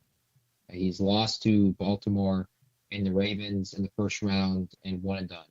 And then he was the number one overall seed and lost to Joe Burrow and the Bengals in round one and was one and done. So the Chargers theoretically have, the better quarterback, the more playoff experienced quarterback, albeit not great experience. And they have a Super Bowl winning, or not Super Bowl winning, but a Super Bowl head coach who's gone to the Super Bowl before, who's won everywhere. I don't personally like. I understand the loss to Rashawn Slater and Joe Walt, but I don't think there's any excuses for this game. New England doesn't have a great pass rush. They're not going to get after you really, really well, and so Justin Herbert won't struggle with that as much as he did against the Texans in a game where I'm pretty sure he was sacked 7 times, if I'm not mistaken, in that game. He won't struggle with the pass rush in this kind of game. Chargers haven't run the football really well this year, but Amari Hampton, with the extra week off, should be as healthy as he's been since the beginning of the season. It's 42 degrees, and so cold weather might play a little bit of factor here, but it could be worse. 100% could be worse in Foxborough this weekend. I think excuses are thrown out the window personally. It's time to put up or shut up. It's time to have at least a good performance. And I'll say, Justin Herbert can go out and lose this game, and then I feel better about him than I have been, over the course of this pod, and over the course of my life. Because this could be a shootout. Like, this could be a game where both teams are scoring in the high 20s and 30s. I think of the Cowboys game earlier this year with the Chargers and Cowboys, where Justin Herbert was amazing in that game. If he has a performance like that and he loses, I'm fine with it. But other than that, I need to see, even in a win, I need to see a good performance. He's been terrible in the postseason. He's choked 25-point leads. Or sorry, there was a 28 or 25, 27-point lead. There you go. Thank you. Yeah. 27-point lead. He's played C.J. Stroud in his one of his first playoff games, and throwing terrible interceptions too. You can't really defend him on those picks. So I have no excuses for Justin Herbert and the Chargers. They got to put up or shut up. I think they've gotten one of the better opportunities that they've gotten in years past, and it's on them to perform because they failed to end the year. If they had beat the Texans, then they could have got to play for the division last week, and I think they probably would have beat the Broncos. Sure. But they failed in that first test. Now go out, let's see you succeed in this one, because this is the fate that you put yourself in. Yeah. I agree with you, JP. It's the thing of I would understand Sanders' stance if this team had previous postseason success in other years, and so it was this is just a down year. The injuries didn't bounce our way, but for most teams, injuries don't really bounce your way, and you lose a lot of pieces. And it's been extra brutal for the Chargers this year, but at some point you got to go win. And this group, this head coach quarterback combo, has never won. And so, sure, there's a lot of issues, but it's also year 2 of this head coach quarterback combo, right? I thought it was year 3. I thought it was year 3, but maybe it is just year 2. Was this? It's year 3. Is it year 3? It's year 3. It's year 3. And this quarterback has never won a playoff game, so at some point you gotta get it done. Disadvantages aside, so I hope he does. I'm a huge Justin Herbert fan. Have been since his Oregon days. I was watching him as a sophomore, being I think this guy will go first overall. He didn't, but he did go top 6. So I would love him to make a point and make a statement. I just don't know if it's going to happen, and I'm nervous. I'm also very nervous for this game, because on the other side you have Drake May, who's been phenomenal. It's his second year. And this is his first taste of postseason ball, and so it's what do we get? Is he going to become another Justin Herbert, where in 5 years we're looking at this guy and being like, man, you're crazy talented, you can make all these throws, but you can't win in the playoffs? Or is he going to have like a Joe Burrow type run, right? Because it wasn't Joe Burrow's second year when he made the run. Second year, Made the run to the Super Bowl. And Yep. it's like, oh wow, he's here. He's not just here as a regular season quarterback, but he's here to compete for titles. And obviously that went away for Joe Burrow pretty quickly. He's not necessarily repeated that success, but that's just another thing. I think this is the most interesting quarterback battle from a narrative standpoint we have, largely from the Justin Herbert side. But I think there's some interesting Drake May pieces here as well. Drake May. That is. Excuse me. So this is more of a question for you, JP, and it's a bit of an aside, but like it came out last week that like Stephon Diggs is being charged with domestic violence or something of that nature, and then the Christian Barmore thing comes out as well. Is it just like safe to assume that that'll just be kind of put on hold till after playoffs? Yeah. Like the NFL won't do anything until like next season. Well, if you recall, Rashee Rice had a very similar thing happen last year. Yeah. Where he had what ended up suspending him to start this year happened. If I'm not mistaken, it was either during the playoffs or right before the playoffs. So I will be shocked if they, put any legal action into anything like this. NFL is one of those leagues where they refuse to suspend players in critical moments. They always try to push it towards the beginning of the next season. Sure. And they try to, have these long-winded investigations, so then nothing's found out till April. So I don't think it'll impact Stephon and Christian Barmore's playing ability this coming week, but it may impact them next year in terms of how they Sure. start the season or whatnot. But I do want to say, and I want to say for all of us, we do not condone any of their actions. And I personally, it's the one thing I hate about the National Football League is that it is the National Felon League.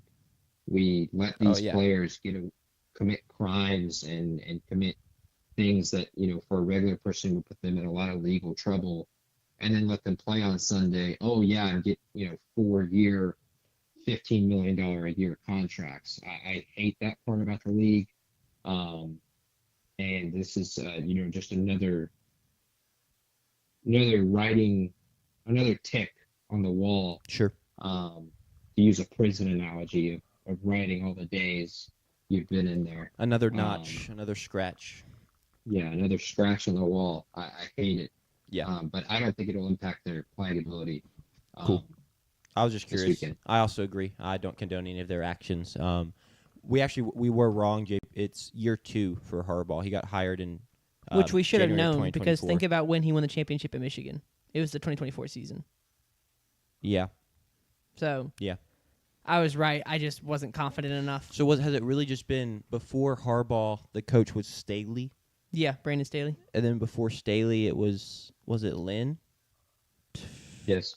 And that's been Harbaugh. That's been Herbert's coaching trio, I guess, Yeah. so far. Harbaugh has definitely done the best job out of all of them. It just hasn't yielded. Yeah, and no, Postseason I do results. agree with you all. The expectation should be that you want to win, but also, It's the thing of like when you're so good, it's almost a privilege and a curse to have those expectations, because like it's so good, so having those expectations is like almost a stamp of, oh, you're that good, so great things are expected of you. Yeah.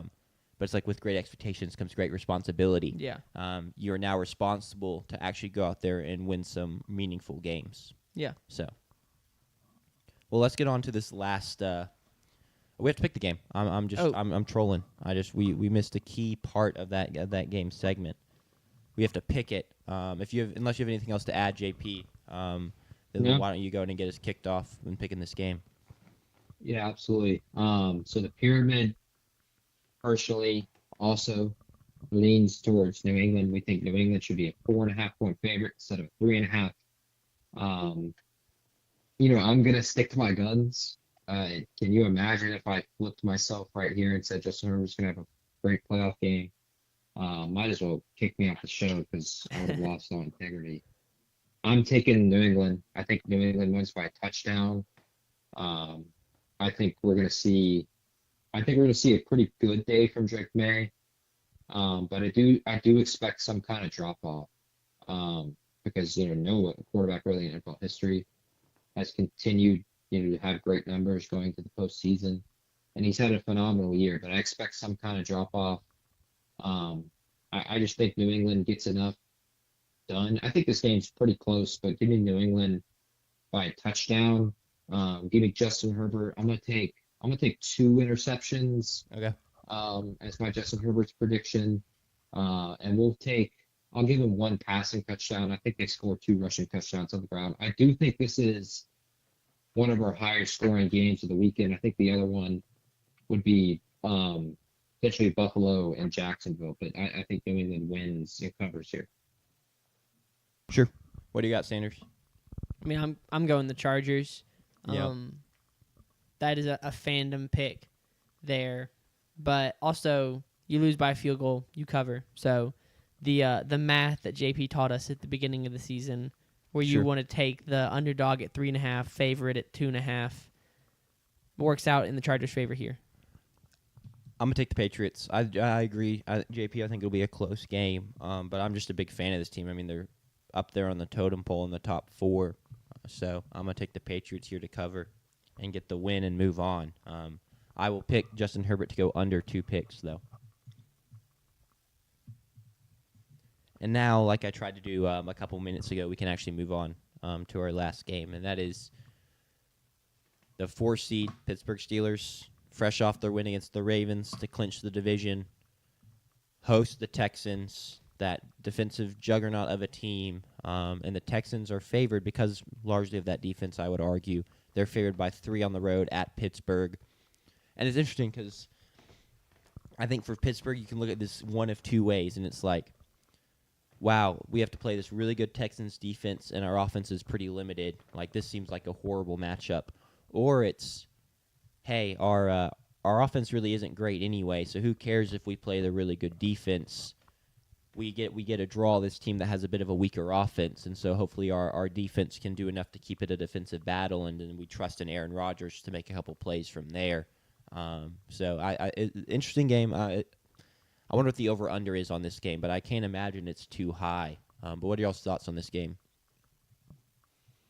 Over under is 39.5. Yeah. I can't wait personally. I think this is a great matchup for Pittsburgh. And their defense and their defensive line has been really, really good. But I do think that Aaron Rodgers, I think he's been protecting himself all year Sure. in hopes to save himself for a postseason run. I think he's been trying to keep himself healthy because he knows over the past 2 years, of course, he tore his Achilles, but last year, even with the Jets, he dealt with injuries throughout the year. They kind of nagged at him. They never really hindered him from missing games, but he clearly didn't feel like he was at 100%. I think he's been saving himself to be able to take hits in the playoffs, to run more, which is why I think even you saw him last week, be passive in a few spots, especially in the first half. You remember the one play where he gets chased down where it felt like, old Aaron Rodgers would have picked up the first down easily. Yeah. He gets chased down because he kind of gives up on the play. I don't expect that in this kind of game. I think there was one hit in the second half where he knows he's about to get hit, and yet he still throws the football, puts it on the money, and takes one of his biggest shots of the entire game. I think that he's going to be willing to take hits in this game. I think he's going to be willing to sit in the pocket a little bit longer. And so I think he's going to give his receivers a chance to get open. I do think you need, once again, another one of those big games from Kenneth Gainwell and Jaylen Warren. I think they have to be like they were in that Ravens game, which would be a tall task. The Texans do not miss tackles very often, but it's a 1-game sample size. And so you need just one game of good performances. You may only need 3 broken tackles, 3 critical first downs. Um, I think everything kind of hinges on Aaron Rodgers and their offensive performance. I think C.J. Stroud and then if they can't run the football, it'll be just as long of a day for them. This is like you said, you wondered what the was. I think this is a real low scoring game. Um, but it feels that way with the way the two defenses are playing. The weather's 36 degrees. Not going to be any snow, anything. So it's going to be another cold weather game. I think the Steelers getting back DK Metcalf is critical. Massive for sure. Yeah, he plays. I think he plays really well in this game because I don't think even with the Houston Texans, like they got Derek Stingley, and they got Lassiter, but I don't think those guys are going to be able to match up with DK. I think he's too physical of a threat. I think he's faster than he's just a beast of a human, and I think he has a big day. Getting to after sitting out these last 2 weeks, I think he just has a really big day for Pittsburgh. And a big day is relative in a low-scoring game, like 7 catches, 100 yards. Yeah. Not like a 150 or anything performance. Sure.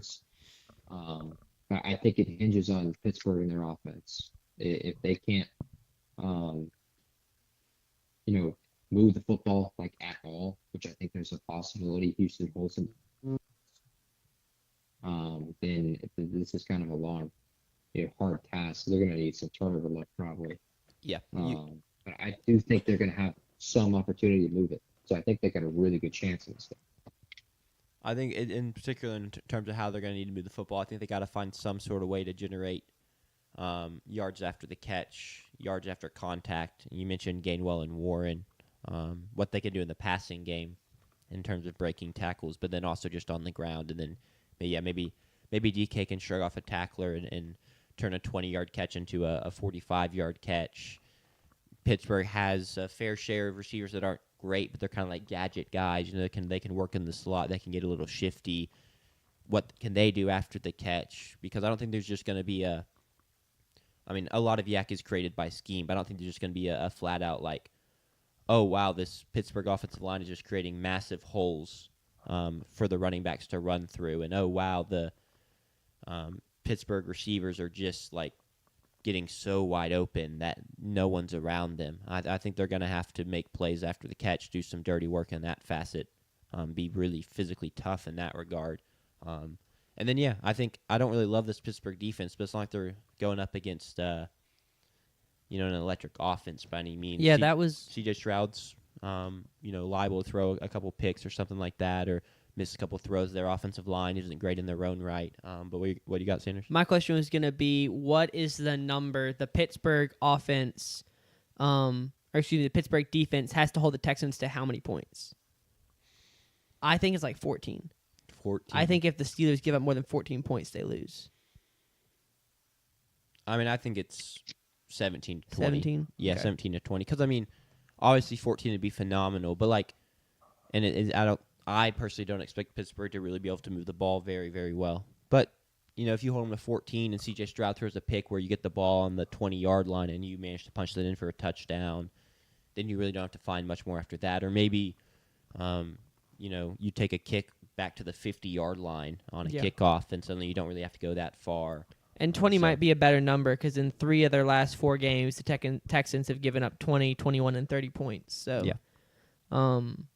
not the same performances they're putting up to start the season. Which we can somewhat throw out the 30 a little bit because they weren't playing everyone. Yeah. Especially in the second half. Yeah, so we'll call it 20. We'll call it 20, 21, and 16. So I think 17 to 20 is a good number. JP, what do you? What is this? Is this a race to 20 game then? Could we? I typically reserve that for college because I feel like it's a little more rare for a college game to be a race to 20. Fair. Like NFL games are semi. It's not uncommon for an NFL game to be 21-17 or something like that. But I wouldn't disagree with that label. No, I think they can give up 21 and still have a chance. Get to 24 or more. Sure. And it's maybe a potentially different story. But I think they can comfortably manage 21 and still score 24. Okay. I was going to bring up the point that you brought up, Sanders, is that Texans have been kind of giving up points to teams over the past 4 weeks. Yeah. So I think Pittsburgh, with DK Metcalf returning, them being at home, is a critical factor. Houston hasn't been, the greatest road team this year. That's where a couple of their losses have came. Now they've won, if I'm not mistaken, I think it's 10 in a row. So those losses came really early in the year. But I think that home field will help them. I think Pittsburgh's going to get a short field off turnover. So I think 24 is the number that they can't give up. Yeah. Which I don't think they will give that up personally. Yeah, and it's just a testament to how well the Texans were playing for the first half of the season. That now that they gave up 20, 21, and 16, we're saying, man, been given points up. Because if you go back to the start of the season, they gave up 14 to the Rams, which we now know is a fantastic showing. 20 to the Buccaneers, and that was when the Buccaneers were at their best. 17 to the Jags, 0 to the Titans, 10 to the Ravens, 15 to the 49ers, 18 to the Broncos, 16 to the Colts in November. They were elite, and they're still very, very good. I'm not trying to take away from anything, but more recently they've got it's up into the 20s now, so, but they're still just a fantastic defense. It's just the standard they set at the beginning of the season was probably unsustainable. Yeah, and so now they're still really, really good. It'll just be interesting to see if the Steelers can navigate that. Are we ready to pick this game? Yeah. I also want to say, it's a good day for me when I'm stealing JP's points before he gets a chance to mention them. I must be cooking. You're locked in. I love a good. Well, Sanders, I was about to say that. I do a little fist pump in my head because I'm like, there we go. Bang. Yeah, we can pick this game, JP. You can start it off.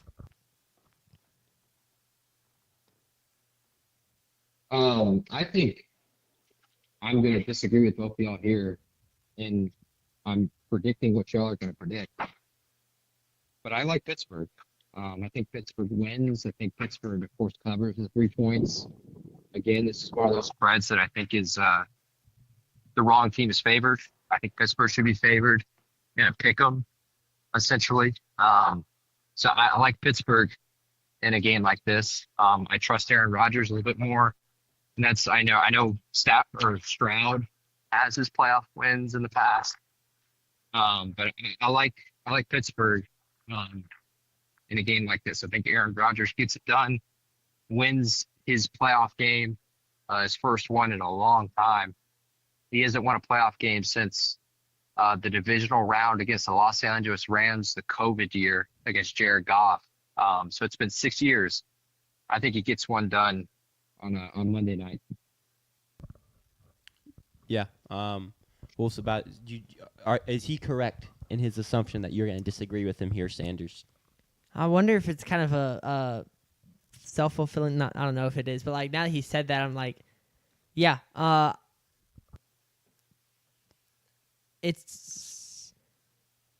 also gonna go Pittsburgh. All right, it's at home. It is at home. I think that they can keep this game within 3.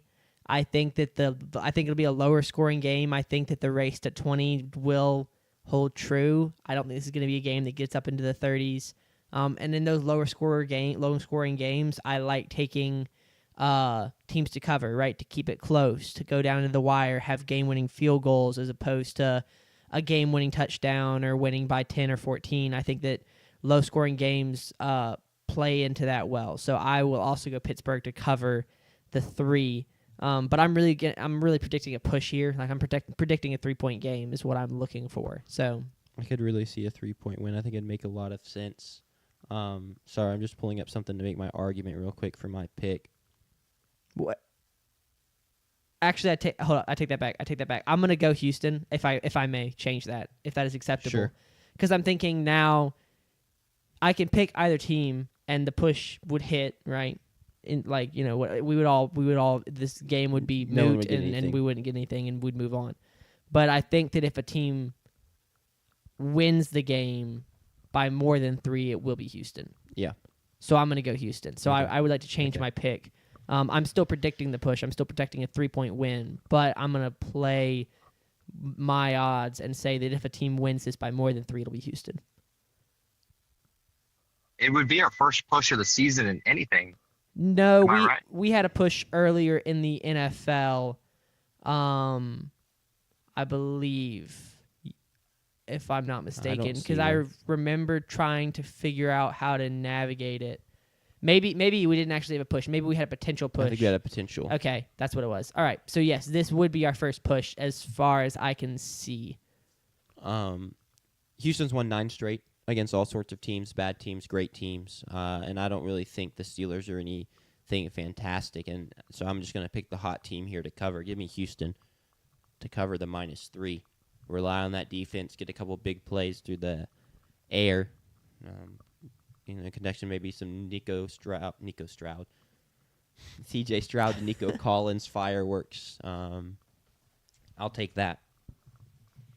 Yeah, Wynn said JP's playing mind games to maintain his 1-game pick lead. Yeah, you gotta do what you gotta do. Yeah. That's all the games picks. We can move on to JP's best bets of Yeah. the weekend. He's playing chess, not checkers. Take it away, JP. All right, best bets. We got 3 of them. Of course, because we predicted the 6 games available, it's of the 3 games 3 of the 6 games we've already picked.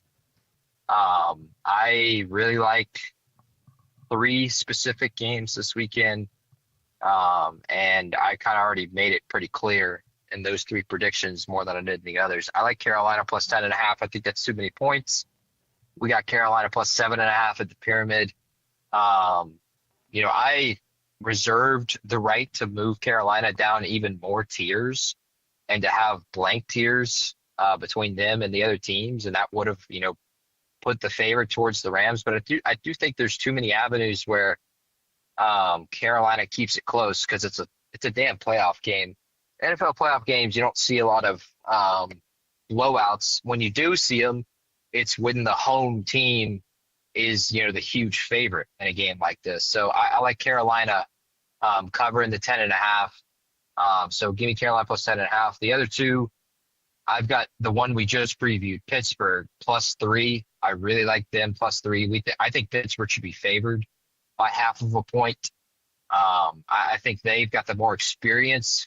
I think they're also there is something to be said that after years and years of, not having a playoff win for Mike Tomlin and Aaron Rodgers, this feels like the moment for them to get it. CJ Stroud has played in 4 playoff games. He's 2-2. He's won both of his games at home, and he's lost both of his games on the road.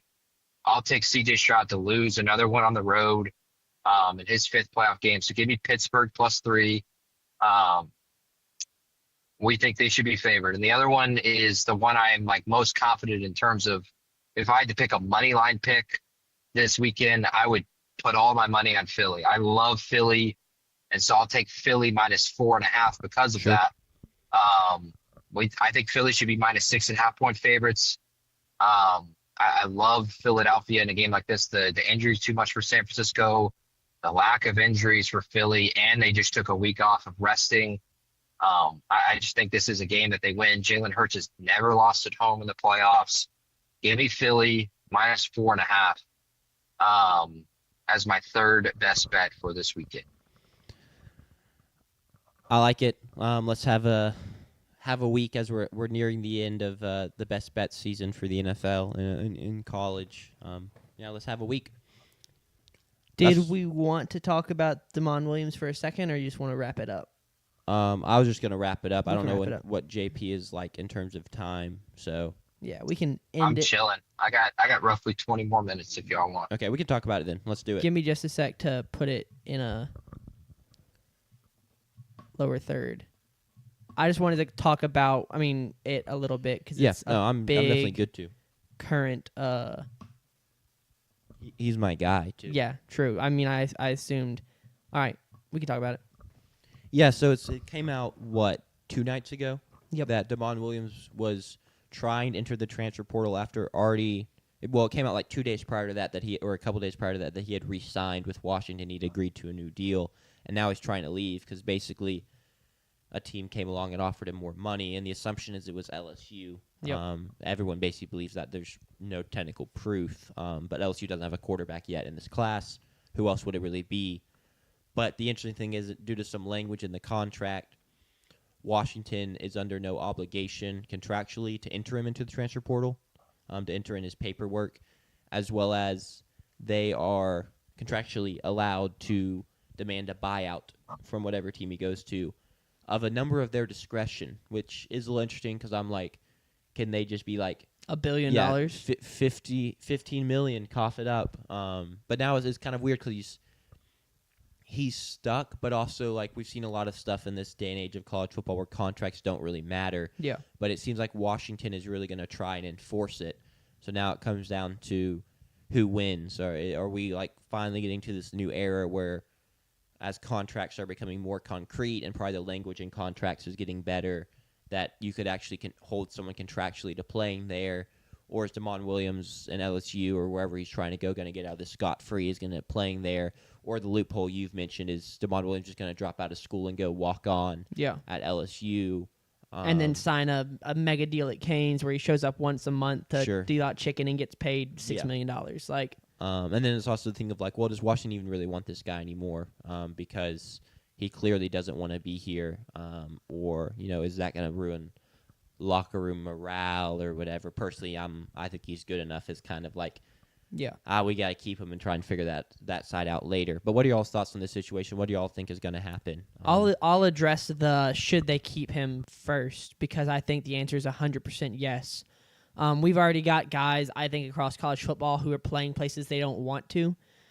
We've got high school freshmen, who their parents make them enroll at certain schools. They don't want to be there, and then when year 2 rolls around, they stay, and they could have transferred because they recognize that it was what was for best for them, but they were forced to play there when they didn't necessarily want to. I think that there's I also think that in this world, college football is a lot closer to a business than it was 10 years ago, right?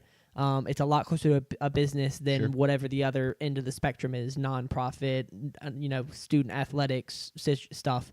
This is a business, and I think that that's going to mean that once Damon Williams recognizes, if Washington is able to win the lawsuits and able to force him to play, I think that he's going to have to put on a business face and go out and play football for them. A, because he's getting paid to do it. B, because if he wants to transfer next year or go to the draft, it's in his best interest to put on the best performance he can at the school that he's forced to play for. And ideally, even if he doesn't want to play there, like, he doesn't create too much of a locker room issue because he's still close to the guys in the locker room. Like, ideally, he's not pissed at his teammates and he's not pissed at wide receivers or offensive line, and he's able to be enough of an adult that he can, like, recognize, like, all right, I got to work with Fish because it's in my best interest to work with him to have a great season. And then next year, I'm not going to sign a contract on January 2nd and then try and transfer on January 6th. Like, so that's what I'll say about that. I think that it is in Washington's best interest to try and keep him. Who are you going to try and get that's better than him? I think I'd rather have someone who doesn't 100% want to be there, who's balling out. I mean, the guy they're bringing on the visit currently is Bo Pribula. Yeah, so I saw that. Potentially like the replacement if you can't hold on to him. So. Yeah. So that's what I'll be looking for. I think that it is in Washington's best interest to try and keep him. I don't expect that to happen. I think that worst case, like, I think that the scenario, if he doesn't somehow manage to force them to put his name in the portal, whether that be through lawsuits and who knows what else he can do, he's just going to drop out of school and then go to LSU. Because the interesting, too, is, like, the timing of it, right? Even if he can take it to court and can get out of it, can LSU, risk not waiting that long else, and bringing someone else in, and then when they bring someone else and pay them, they probably can't pay $6 million to Damon Williams, or they're not going to be able to do that. So it's like he also just may miss his window to leave, even if it does get dragged to court. Because from the sound of it, Washington does currently have the power because they're just not entering his paperwork into the portal, so he currently can't transfer. It's not a thing of like he has the power, he's going to go transfer and then be like, hey, Washington, dare Washington to drag him back, basically. And I will say there have been reports and people who have looked at the contract or who claim to have looked at the contract. It's a lot of Twitter reporters and stuff Sure, who have said that one of the clauses in the contract is even if he went to LSU, he couldn't sign any NIL deals there because he has signed to agree to have his NIL be at Washington. So even if he doesn't play there, he could drop out and then re-enroll, but would he have to do it for free? And if so, I don't think he would do that. I think that we're going to learn a lot more as things come to light, paperwork gets sure. filed. It's still very early on in all this. I just wanted to talk about it because it's a big deal in college sports. I feel like this is not the first time this has happened, but I feel like it's the highest profile kind of situation we've had. Yeah, it's a chance. It's yet another chance for the NCAA or the contracts to come through and kind of give college football a win as a whole in terms of maybe we prefer that we weren't in this era where contracts were a thing, but it's clearly become a necessity. So since they become a necessity, it would at least be nice for them to be enforced and standardized, and it become the norm instead of just everyone running around everywhere. Yeah, so we'll be watching this. I'm sure we'll find out more, and we'll talk about it on future shows as we get more information. But it's gonna be, it's all kinds of messed up right now. The money flying around, and I thought that with the portal, the NIL, and clearing houses for deals and caps, salary caps, whatever you wanted to call them. They aren't called salary caps, but for all intents and purposes, is what they are. The $21 million, limit. That's all just non-existent, realistically. Well, no one's going to enforce it, so why would you follow that? Because what's his face at Indiana, Mark Cuban, the former Mavericks owner, who just said, "Oh yeah, I'm." Have you seen this? Yeah. Ridiculous. He was like, "Yeah, I paid. I gave a little bit of money to Indiana last year.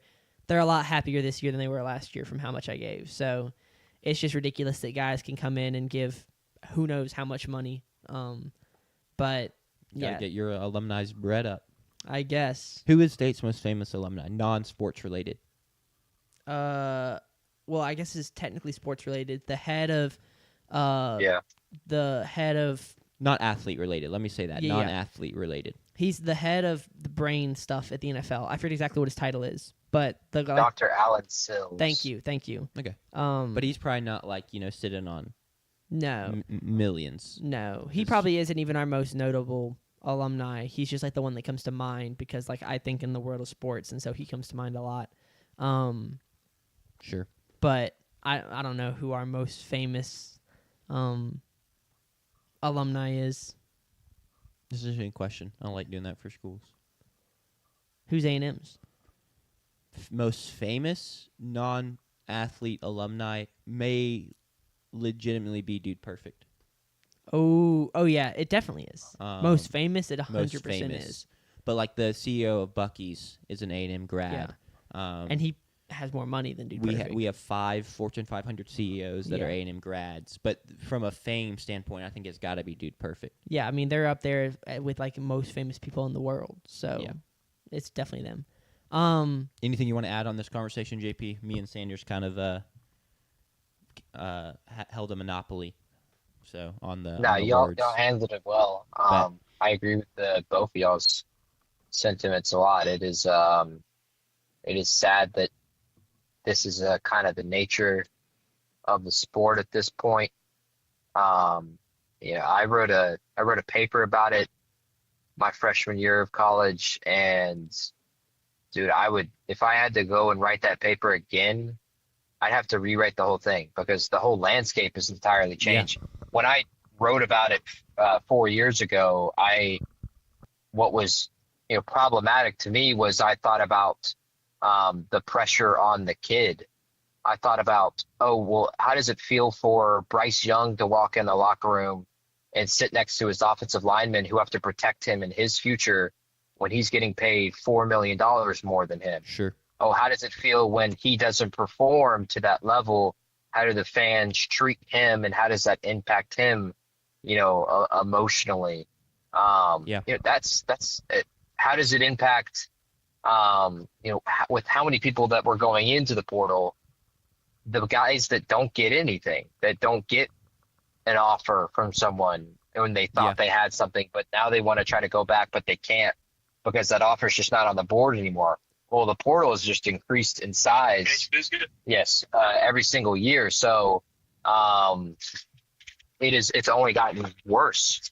So I'd have to rewrite that entire thing, and that's just over the course of 4 years. I can't even imagine how like this is going to continue if we don't find some representation to police this sport, because it's such a great sport, and it's not even just college football. It is college basketball is like this, and I can't wait for Austin Riley to come suit up for the Bulldogs soon, because we can't even figure out freaking eligibility. Sure. It's just we need a figurehead. If it's Josh Pate, if it's Joel Klatt, if it's someone else, I don't care. Someone's got to be in charge of the sport. If it's Nick Saban, who cares? Someone's got to be in charge. Someone's got to be able to enforce some kind of rules and guidelines, because it seems like, every single month we get a story that's crazier than the last one. Yeah, I think that's a good point. It really has shifted so much, and it probably will over the next couple of years, and hopefully we get to a point where it settles down a little bit.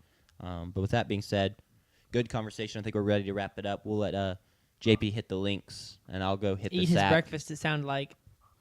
JP, did you just like pick up like a breakfast something from a drive-thru? Yeah, I got some Bojangles. That's what Huge. I thought I heard in the background. I was love like, Bojangles. Well, enjoy your breakfast then.